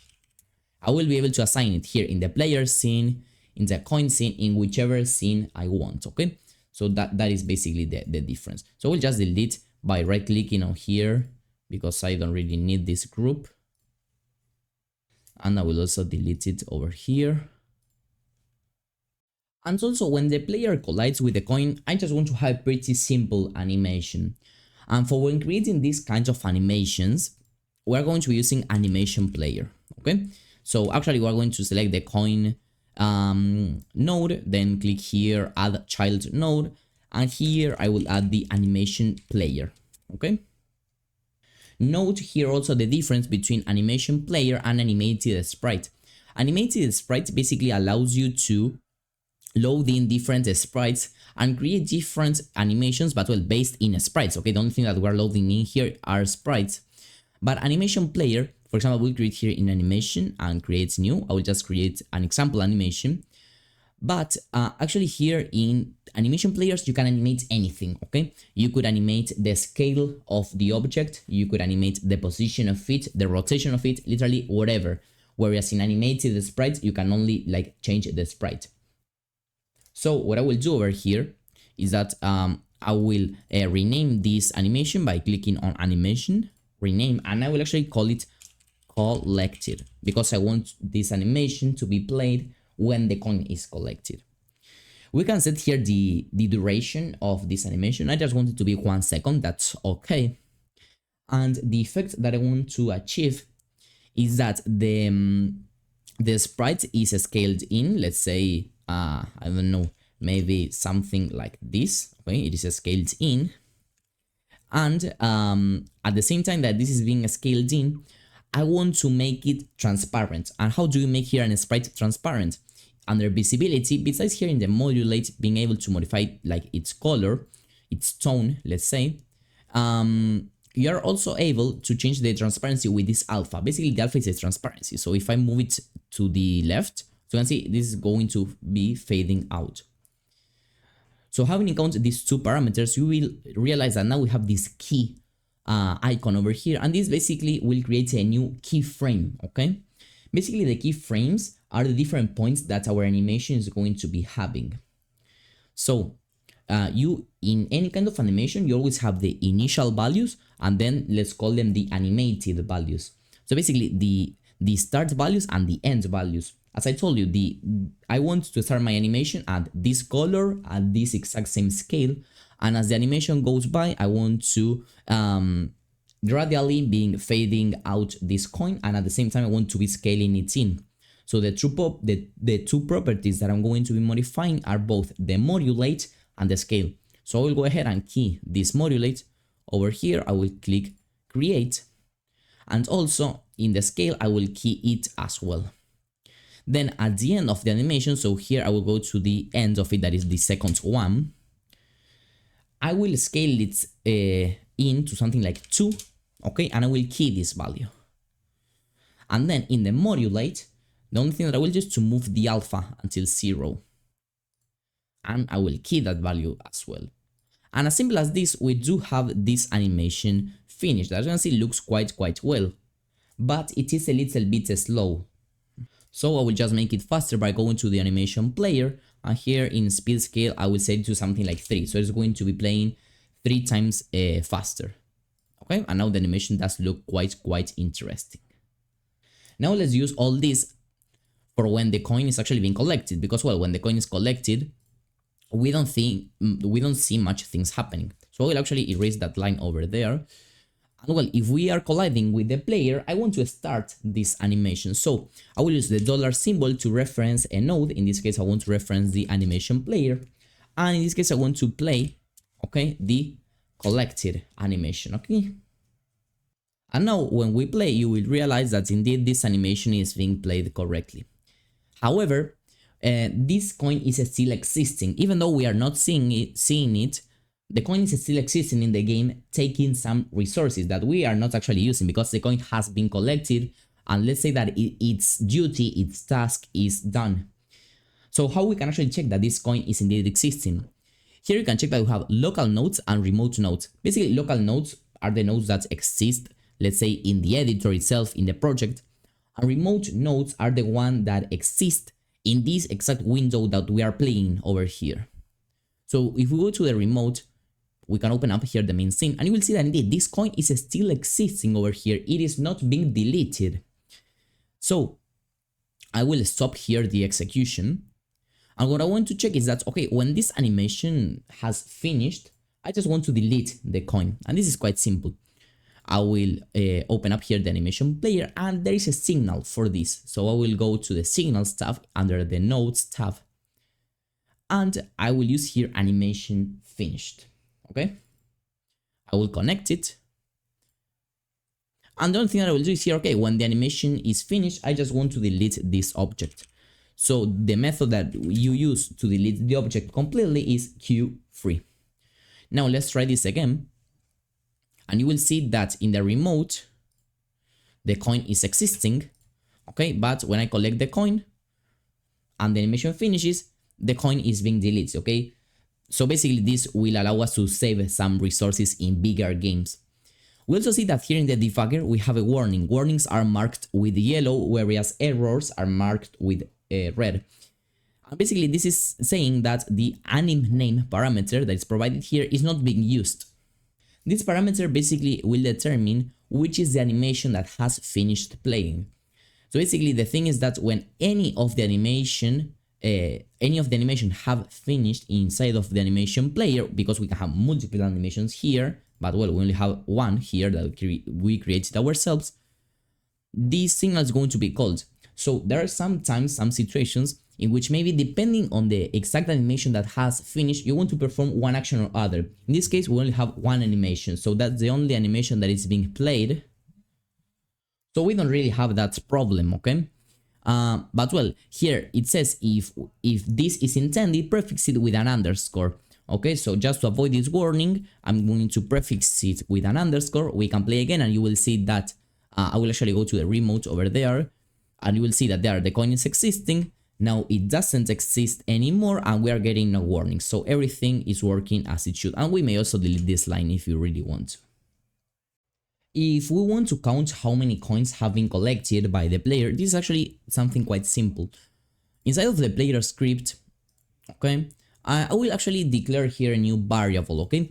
Why is it going to be a variable? Because its value that is going to be storing, it is going to be able to vary, okay? It's going to be variable, by the way. So it's not going to always be constant as the speed. That, well, in the speed is always going to be 400, in spite of what actually happens during the game execution. But well, actually the coins collected amount that we have can actually change, okay? Because at the beginning of the game we have 0 coins, but well, then if the player can collect 1, 2, 3, etc.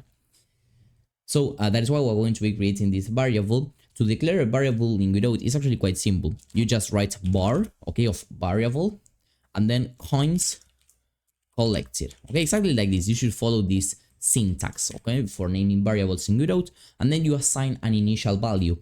And initially the coin would have collected 0 coins. Then we have to know when is the player collecting a coin, and we have actually coded that behavior over here. So here we have to increase that variable. So we actually have here access to the body with which the coin is colliding, and in this case the body with which the coin is colliding is just the player. So we can say body dot, and let's basically paste in this variable name so that we don't misspell it. Body dot coin is collided, and here we say plus equal 1. Okay, this is the same as saying this is equal to body dot coins collected plus 1. Okay, but as you can see, it is much shorter. Okay, and this is usually how it is written in Godot and in mostly any engine. And finally, for example, we could even print this out. We could do body dot coins collected, so that we know how many coins the player has collected. So we can collect over here, and as you can see there we have 1 coin. Now, indeed, we only have 1 coin here available to collect.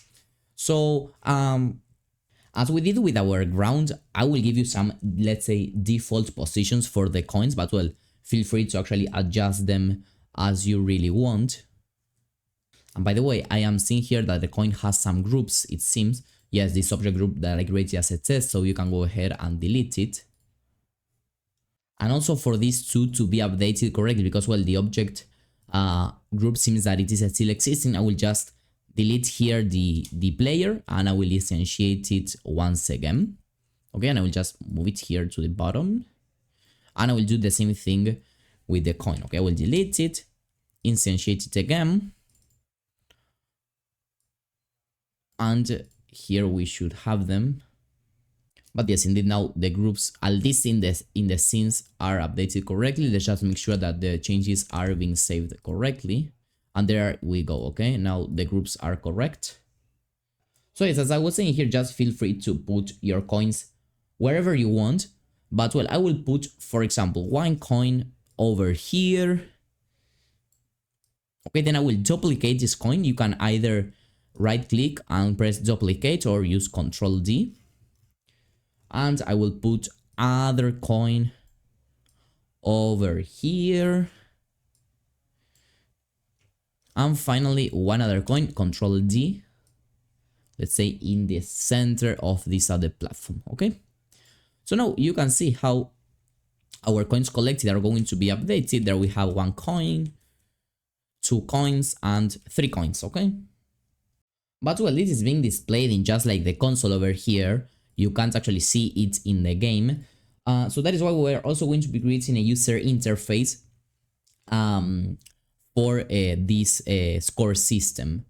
So I will add here inside of the main node a control node. Remember that control nodes are used for user interfaces. And over here, I will add inside of the control node, okay, make sure a label, okay? Label that, as you can see, the only thing that it does is displaying text, okay?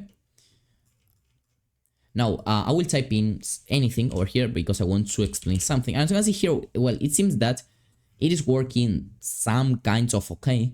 But if we move this control node over here, actually, I wanted to move it behind the background. As you can see, we can no longer see it. And that's because, well, basically, once again, we are drawing this control node, basically this label, and on top of this label, we are drawing the background.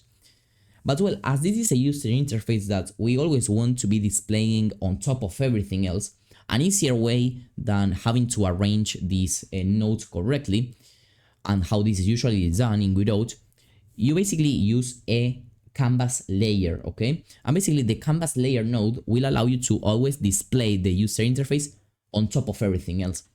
So what I will do is right click on this control node, and I will call here the reparent to new node, okay? And here I will look for the canvas layer. Okay, so as you can see, now it has parent everything inside of this canvas layer. And now as you can see, even though we may put it over here, or wherever in the hierarchy, it is always going to be displayed on top of everything, okay? So this makes the job much easier. Now I will rename this to something like UI, user interface. And this label is going to be my coins label. Okay, this will basically determine how many coins the player has. So the text, for example, is going to be X in lower cases and, for example, 0, okay, at the beginning.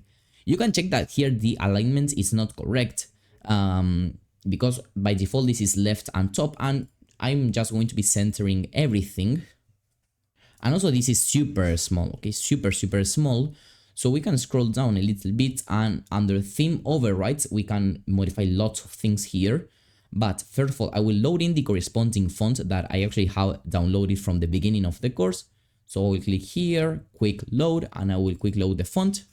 Okay, that is quite pretty.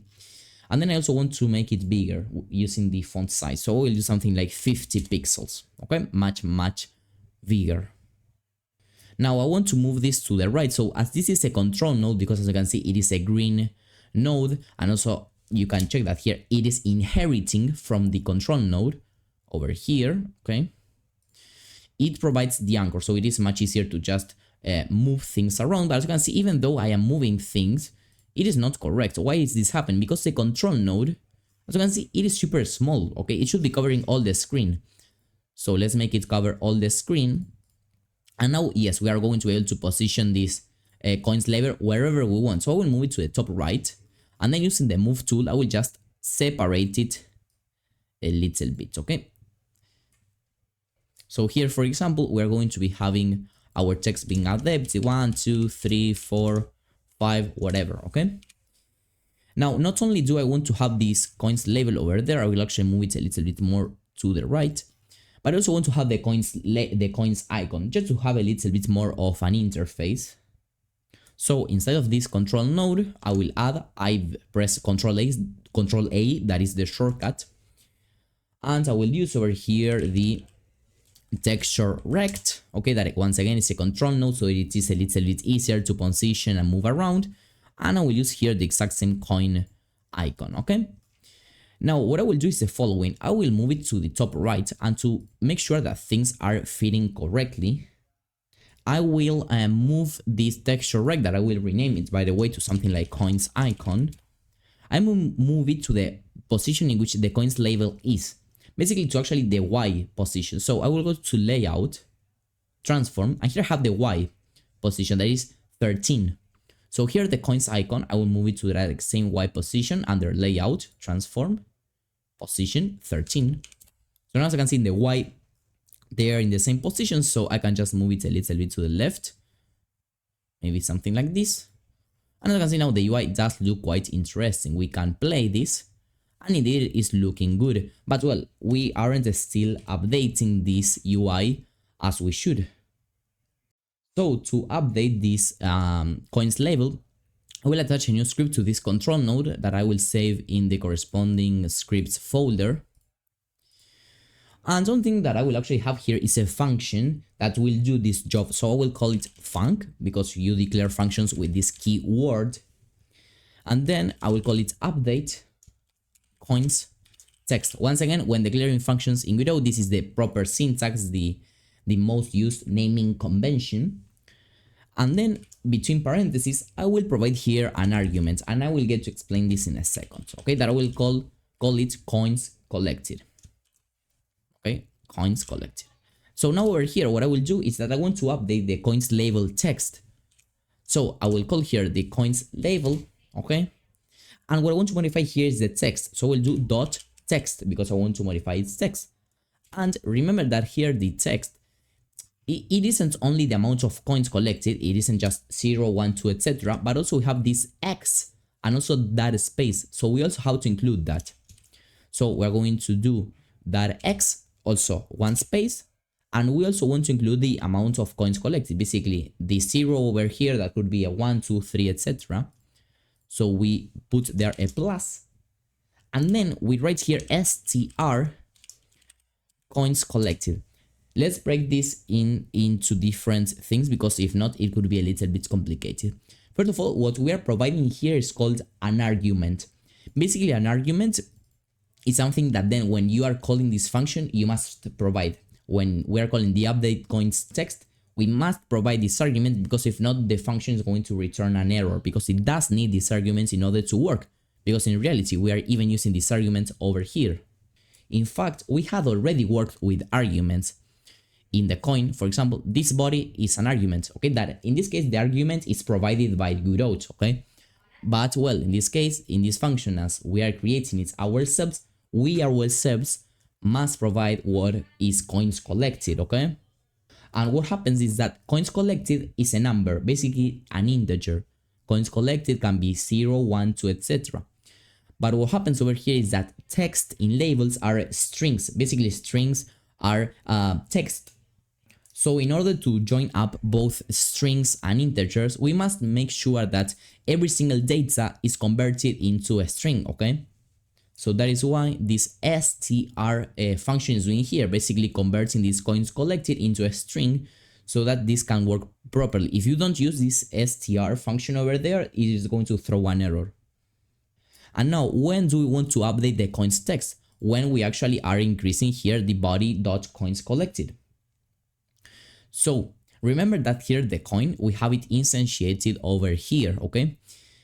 And this, let me look for it. This update coins text function is actually in this control node. So the coin must somehow access this control node over here. So basically here, following the lines over here, we are going to be able to find, let's say, a path to this node. So the coin, the only object, the only node that has access to is the parent, basically the main node. And then the main node, of course, has access to every single node. So the path that we should be trying to follow is, okay, from the coin, get the parent of it, that is the main node. And from there, we have to access the UI node, and from there, the control node. And only then we are going to be able to call this function, okay? So how we do that path is by doing the following. We call here getParent. Okay, so here we are right here in the main node, and from the main node we want to get the UI and then the control node. So we're just going to be doing here dot get node, and here we have to provide the path. So we want to provide here, using once again the corresponding syntax, the UI node, basically this one. And then inside of this UI node, we want to access the control node. So we write it exactly like this, /control. And now when we are inside of this control node, I want to call this function over here. So I'll put dot update coins text. And now we have to provide here the arguments, the amount of coins collected. And that is basically this parameter, basically because here we do have access to the body, that is the player, and the body does have the quantity of coins that have been collected. So now when we play it, we see there that indeed the coins collected number is being updated correctly. Let's get started with the key.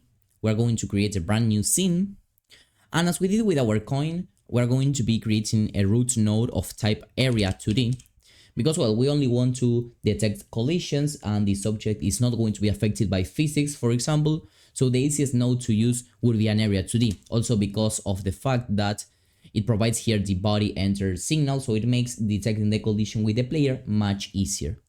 I'm going to call this one basically key, and I will save it in the corresponding scenes folder. As we have been doing throughout the course, let's add the sprite with the corresponding texture, and then I will add the collision shape. Over there, I'm going to add a circle as well, and I will make it a little bit bigger so that I give the player a little bit of advantage. And I also want to have an animation player, okay, because I will have some animations. So I want to have two animations. I want to have the same collected animation, okay, so when the player collects the key, I want to have the same animation as I have in the coin, basically this animation. But I also want to have an idle animation. The only thing that is going to be doing is rotating. So to do this, I will add a new animation that I will call idle.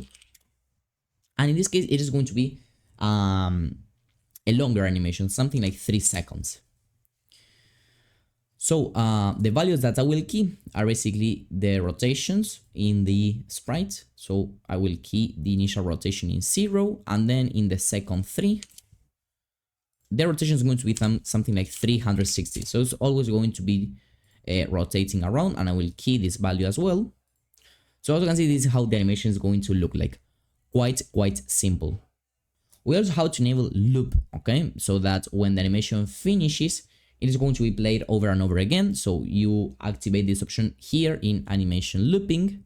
And now when the animation finishes, it is going to be starting over and over again. And by the way, this cut, let's say, it is not even noticed, as you can see. So with this, we are okay. And also, in the coin, we were playing this collected animation when we were colliding with the player. But this idle animation, we want to play it basically as soon as the game starts. So we're going to be using here the autoplay on load. Basically, this animation will start being played as soon as the game starts. Okay? And as you can see, it's going to be marked with this A.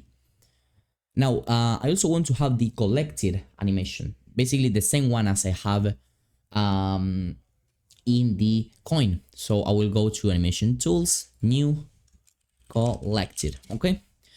And instead of having to do everything from scratch, I will go to the coin, and in the animation player, in the collected, here in edit, you can copy the tracks, okay? And I will select both tracks, okay? I will select copy, and then in key, animation player, in the collected animation, make sure that you are there. Let's go to edit and paste tracks, okay? So now that we have it like this, as long as you have the same animation, but it is also a little bit slow. Remember that here the animation player's speed scale was 3. So here we should also increase it to 3. So now as you can see, the effect itself is the same one. And now, well, this idle is also a little bit faster. We don't see it because we have to make sure that in the reset tracks, as you can see, this is the track that will basically be able to reset the properties. The only thing that it is resetting is the rotation, but it should also be updating the modulate of it. Basically, it should always be like this. So let's make sure that this is key as well. So now if we go from idle, for example, to collected, okay, it is going to work, but we also have to make sure that here in the reset, we are also providing the scale of 1, okay? So let's do it exactly like this. And now let's go to idle, and there we have it. Now let's go to collected, okay? And we could also make sure that here in the collected, the rotation is 0, okay? Just in case. So there we have it, collected. Idle, we also have to make sure that here the modulate is always visible, okay? So here we have once again idle, and we also have to make sure that the scale is properly set in 1. Okay, we have there idle, collected, and well, the reset over there, okay? You can see has scale 1, full color, and rotation 0, basically all the initial values. Yes, indeed, when you do start adding some animations, things may start to get a little bit messy. Or you can even just delete these new tracks that we have just added. And besides doing this, you could make sure that instead of leaving the animation track exactly like this, because if I leave it like this and I go to idle, for example, it's not going to look correctly. You can just make sure that you reset the idle track to be at the beginning, and that you reset any property right here. So scale 1, modulate at the beginning, and that's going to do the job. And now let's actually play this animation of collected when we need to. So let's add here a brand new script, and we save it in the corresponding folder. And once again, we will connect its body entered signal. And as we did in the coin, I want to check if the coin is actually colliding with the player. So if body is in group player, if that is the case, basically in which I am colliding with the player, I want to play this animation. So animation player dot play collected. And as we did with the coin, when the animation has finished playing, okay, I just want to delete the object itself.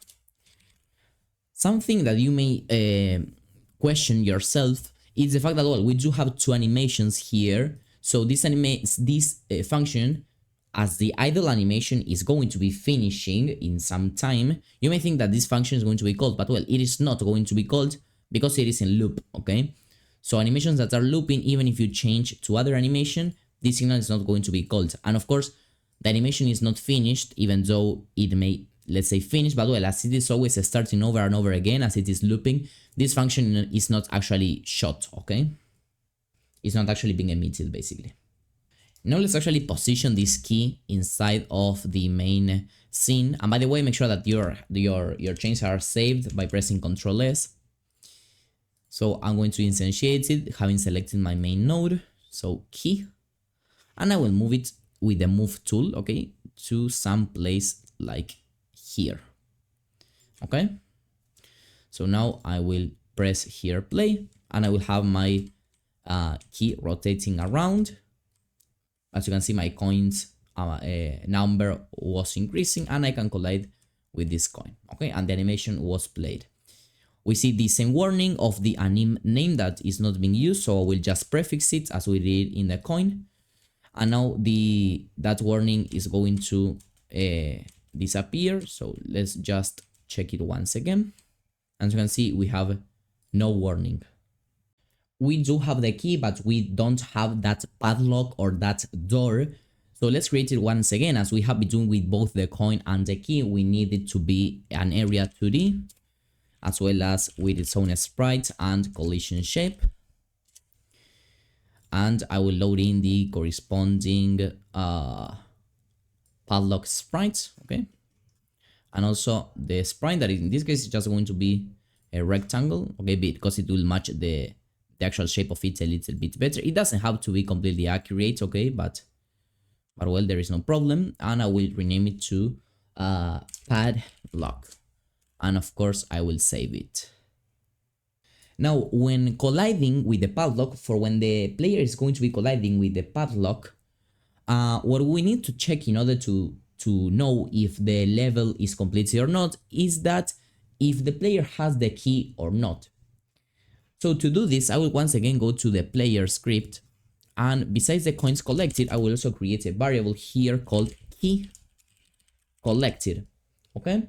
And by default, the player is not going to have collected the key, so it's going to be false, okay? Then in the padlock, I will go ahead and add a new script, basically and I will save it in the corresponding folder. And what I want to do also in the key collision, besides playing the corresponding animation, I want to change the body dot key collected. I just want to make it true because, well, the key has been collected. So here in the padlock, for when there is a body that has entered, basically this is the signal that we have been using a lot. Okay, if it is colliding with the player, so if body.is in group player, if we are colliding with the player, and not only this, but also this body has the key collected, so and body dot key collected, okay, so both it is the player and the player has the key collected, then we are going to pass the level, okay? And for this, for now, as we don't have that screen, I will just print level passed, okay? Now we can go ahead and here in the main scene add this padlock. Once again, make sure that your changes are saved. And I will select the main node and instantiate this padlock, okay? So I will move it to this position over here. For example, once again, you can always move it to wherever you want. So now let's, for example, collide with it. And as you can see, when I do not have the key, because the key is already here, I get no message in the console. But when I collide the key, and I collide now with the door, with the padlock, I do get here the level passed message. So in this logic is working as it should, but well, we have to create the screen of level completed. Indeed, let's get to create this level completed scene. So I will add a new scene. It is going to be a user interface, of course, and I will call it level completed. Okay, let's save it in the corresponding scenes folder. And here we're going to actually start using the background. Okay, so I will instantiate it over here, and as I have already showed you, I will right click on here and do editable children. Okay, so now I'm going to be able to modify the background color. So instead of this purple, I will do 91 DA2A. Okay, exactly like that. This is going to give me this green color. And for the background color, I will go to visibility, modulate, and I will use this other code, 2E891C. Okay, that is going to be a darker green as well. So besides having this background, I also want to have a title that will say something like level completed. So I will add this label over here, and I will call it title label. The text is going to be level completed, okay, with an exclamation mark, for example. And then in the theme overrides, I will load in the corresponding font. It is super small as well, so we can increase its font size to something like 100. Okay, now it is much better. And as you can see, well, the text cannot be read super simple. So I will also use here an outline. So I will enable the font outline that is black by default, so that will work. And the outline size, I will do it something like 15. So as you can see, now we added this outline that actually looks quite well. I will move it to the center top, and then using the move tool, I will move it a little bit to the bottom, exactly like this. Okay, now I also want to have two buttons over here to basically repeat, okay, to play again, or to go to the menu that we haven't created yet. So I will create in the level completed node a button. Okay, the first one I'll call it repeat button, and of course its text is going to be repeat. Then once again in the theme overrides, I will load in the corresponding font. The font size in this case is going to be 60. And I also want to have an outline over here. So I will give an outline of again 15. Now I will duplicate this button, okay, but in this case I will call it menu button, and the text is going to be menu. And now, as I want these two to be centered, you could technically center them manually, but well, it may not be super accurate, something like this maybe, but you can see it isn't accurate. So the best thing would be to select both. Basically, I will click on one of them, then hold down Control and select the other one. Now right click, reparent to new node, and here we reparent them to a bitbox container, basically a container that arranges its child controls vertically. Okay, so we are going to be having it like this. To control the exact amount of separation that we have, we just go to theme overrides, constants, and in separation, let's do it something like 20. Okay, so it's going to be a little bit more separated. And finally, we can just center this bitbox container. As you can see, it's going to look perfect. This is alright, but doesn't have any functionality. So let's add here a new script, and let's save it, of course, in the corresponding scripts folder. Oh, well, actually here the code is going to be quite simple. When we are pressing the repeat button, so we are going to click it, go to node, signals, and here we have pressed. So when we want to repeat it, we just want to go to the main scene again. So to go to a scene, we just call get tree, okay, dot change scene to file, and then here main, okay, As simple as that. That, as you can see, by the way, follows the path that we have in our file system. And for the menu, I will connect the signal, but I am not going to code anything yet because, well, I do not have that scene created. Now we actually have to change to this level completed scene when we need it to. So I will go to the padlock over here, and instead of just printing this out, once again using a method quite similar, I will do get tree dot change scene to file, and here I will look for the level completed scene. Now I'm going to play over here and collect the key, sorry. And you can see we are now in the level completed scene. However, we are receiving here an error because this is marked as red, so it is even more serious. So as you can see here, it is basically advising us to use call deferred. Okay, basically because it's removing a collision object node during a physics callback is not allowed and will cause undesired behavior. So just to avoid this and avoid getting into more complicated stuff, let's just use call deferred. And basically call deferred will avoid these kind of issues when Godot throws this error. Okay.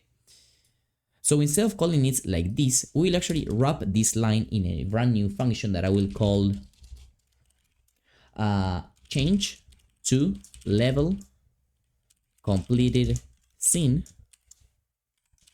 And now we'll cut this line with Control X and with Control V. I will paste it. And here I will basically do call deferred. And here I will call change. I will just copy here the name and paste it so that it is a little bit easier. And now I shouldn't be actually having that error. So let's collect here the 3 coins and then the key.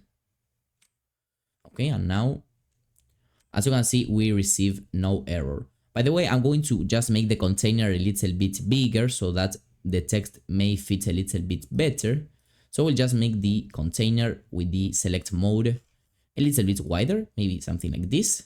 And then I will go ahead and center it once again. Okay, so now the result is a little bit better. To create the menu, it is going to be even simpler. So let's save these changes, and in a new scene, I will create a new user interface. I will call it menu. Over here, I will instantiate the background, okay? And I will go into edit its children. So for the background color, in this case, it is going to be blue. So this code in this case is 2E76DA. Okay, and then the background is going to be a blue actually. So let's go to visibility, modulate, and this code is 1C4A89. Okay, there we have it. And now I also want the title as I have here. So I will copy here the title label. You can do this with Control C, or you can also right click and you can select here copy. Okay, and then you can paste it over here by, well, going to the menu and then pasting it, or also just pressing Control V. So instead of displaying here level completed, I want to have here your first game. Okay, but as you can see, the alignment is not correct, so I will just center them in both axes just in case. And I will actually do the exact same thing in the title label. Okay, even though here is not going to change anything, I would say, but just to make sure that everything is correctly aligned, and it is also a good practice to do that. I will also save this scene with Control S, and really the only thing that I want to have here is a play button, so I can even reuse here this button. So with Control C and then Control V, I will have it over here. I will have it to display play. Okay, then I will, with the select mode, make sure that you're in the select mode. I will make it a little bit bigger. I will center it. Okay, and here the signal is not connected correctly because it is connected to the menu scene. Well, it shouldn't be connected to that. Well, I mean, it is connected to the level completed script, and that shouldn't be the case. So here also the name should be play button. Okay, and then I will attach a new script to the menu. Okay, in the corresponding script folder. So now I will connect the signal of the play button to just make sure that I can play the game. So I want to change to the main scene. So let's do get tree dot change scene to file, and I will find here main. Now something that you may notice is that when you are running the project, well, you start off in the main scene. We have discussed this at the beginning, but well, if you go to project settings, in run, we see the main scene that is set to be main, okay? But this should actually be the menu scene, okay? Because remember that the main scene, it is the first thing that is loaded when the project runs. And in mostly any kind of game, if the game does contain a menu, the menu is the first thing that you see in any kind of game. So now we start off in the menu. We can go to the main scene. We can collect the different coins. And then when we have the coin collected and we collide with the padlock, we now are in the corresponding scene that we can repeat, okay? Or here in the level completed, we can actually now code this over here to change to the menu scene. So get tree dot change scene to file, and here menu, okay? So let's try this once again, play, and oops. Let's do it now like this. And finally, let's complete this. So we have already tried out repeat. So let's try out now menu. And as you can see, everything works as it should, okay?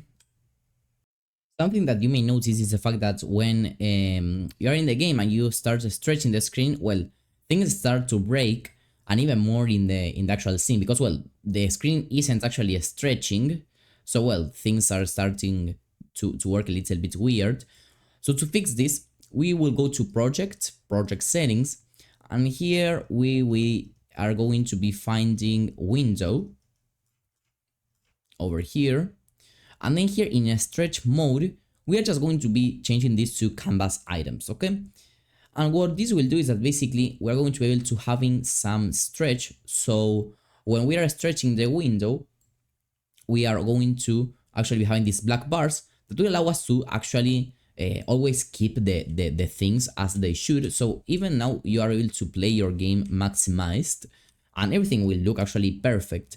So this is the easiest way to actually make sure that your game can be played in mostly any resolution, okay, in any screen size and in any kinds of monitor, and that literally anybody is going to be able to play your game. But well, you just have these black bars, okay? Let's get to add some of the audio, okay? So remember that here we have a total of 5 audios. So let's get to putting them in the game. So coin collected, in order to play it, you are going to go to the coin scene, and to play any audio, okay, in this case I will go to the coin node, and I will add here a new node that is called audio stream player, okay? As you can see, you find 3 of them. You find the version for 2D, the version for 3D, and the normal version, let's say. These 2 for 2D and 3D will basically play them, but well, depending on the position of the object that is emitting the sound, maybe it is played louder or not as loud, okay? So it is going to be positional sound, okay? But for most cases, at least for basic usages, the best thing will be the audio stream player, because it will always play the sound at the exact same volume in spite of where the different objects are. So in this case, I'm going to call this one coin collected. Okay, we'll just match the same name that I have over here. And I will go to the inspector and I will just load it in over here. Now I have to define when I want to play this. And of course, I want to play it when I have collected a coin. So after doing all this, I will just play this sound that is super simple. I just reference it with a dollar symbol and I do coin collected dot play. Okay, as simple as that. Now, we also have here a game started, and this is a sound that is auto played when we start playing, okay, when the main scene is loaded in. So I'm going to also be adding here an audio stream player that I will call game started. I will drag and drop it over here. I will enable here autoplay, okay, because this option will basically play the audio when the scene is loaded. Okay, as soon as the main scene loads, we are going to have this game started sound being played.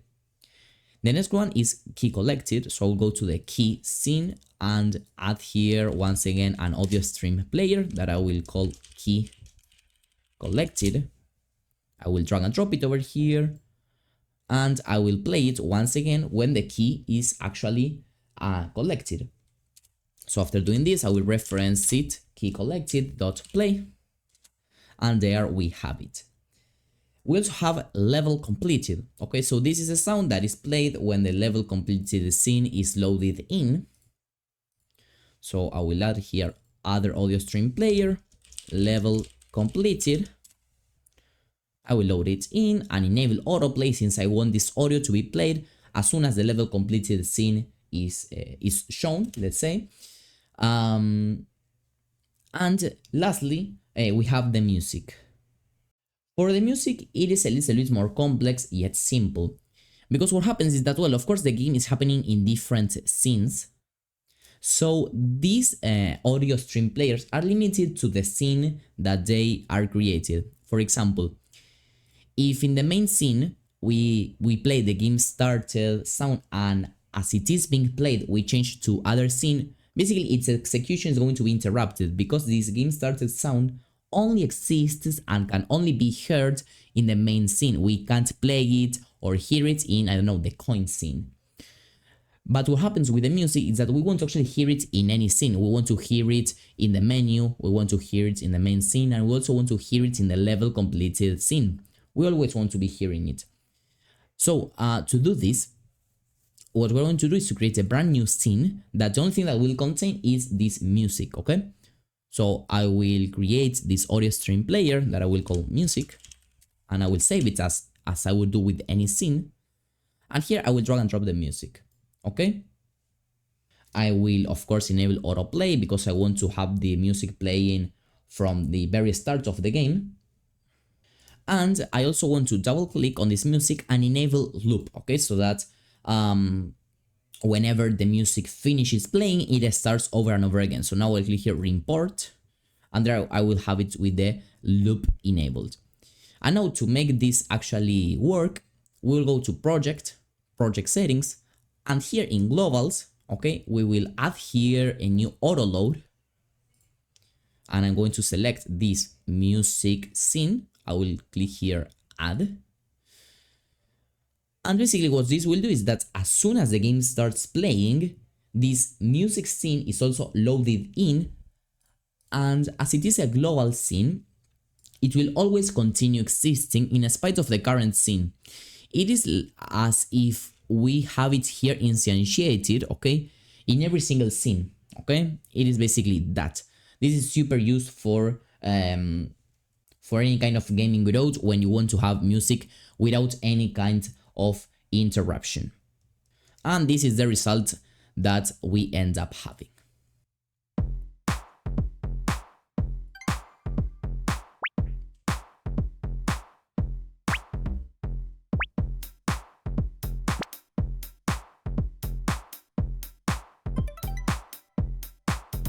Now let's get to actually export the game.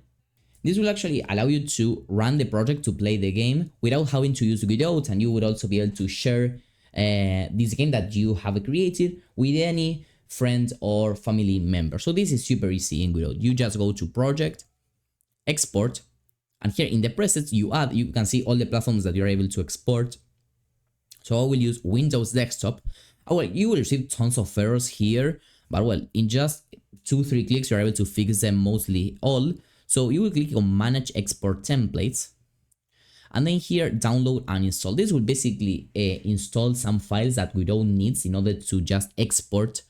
For Windows, as you can see, they shouldn't take so much time. It is just something like 1 GB of space, so it's not that much. So I will just leave it here running for some more seconds. Then when these export templates are installed, you can click here Close and go back again to Project, Export. And the only thing that it will tell you here is that you can install ReCedit. This is super simple to actually install, but But well, the only thing that it allows you to do is to change the icon of the application, and this is something that will actually add a lot. So I am not really going to be adding that to make the video even longer because it's not really worth it, I think. And well, you can actually here customize lots of things. There are lots of things that, well, you as a beginner shouldn't really be caring about at this stage. But well, for example, you can fill in here the game name, the company name. But something that we are going to actually be doing is in the binary format embed PCK. And basically, as it says here, basically the project resources are, let's say, put into the executable. This will allow us to just have one file instead of two, because if we don't enable this version, we're going to have both the executable and also like some kinds of console that for most basic usages you're not really going to be using it. So it is better to just have one file, one executable, one file that you can send to anybody to play. So I will enable this, and then you will click export project. You will also disable export with debug, so indeed you only will have one file, basically the executable, and that's going to be all. And then here you will select the path to where you want to save your game. For example, mine, I will save it to the download, so I will type here instead of documents, downloads, okay? And I will just save it over here. You can also modify the file name. Make sure that you leave here the .x, okay? So I will save it as your first game, but well, you can adjust it as needed. Click save, and once again, let's give it a second. As you can see, we receive no errors. This is just a warning because this is yellow, basically saying that it wasn't able to start resetting because it is not installed by default. But well, the only thing that this does, as I explained, is modifying the app icon. The rest of the game will work perfectly. And now in this case, I got it here in the downloads, but you can save it wherever you want, send it to whoever you want. You can double click it.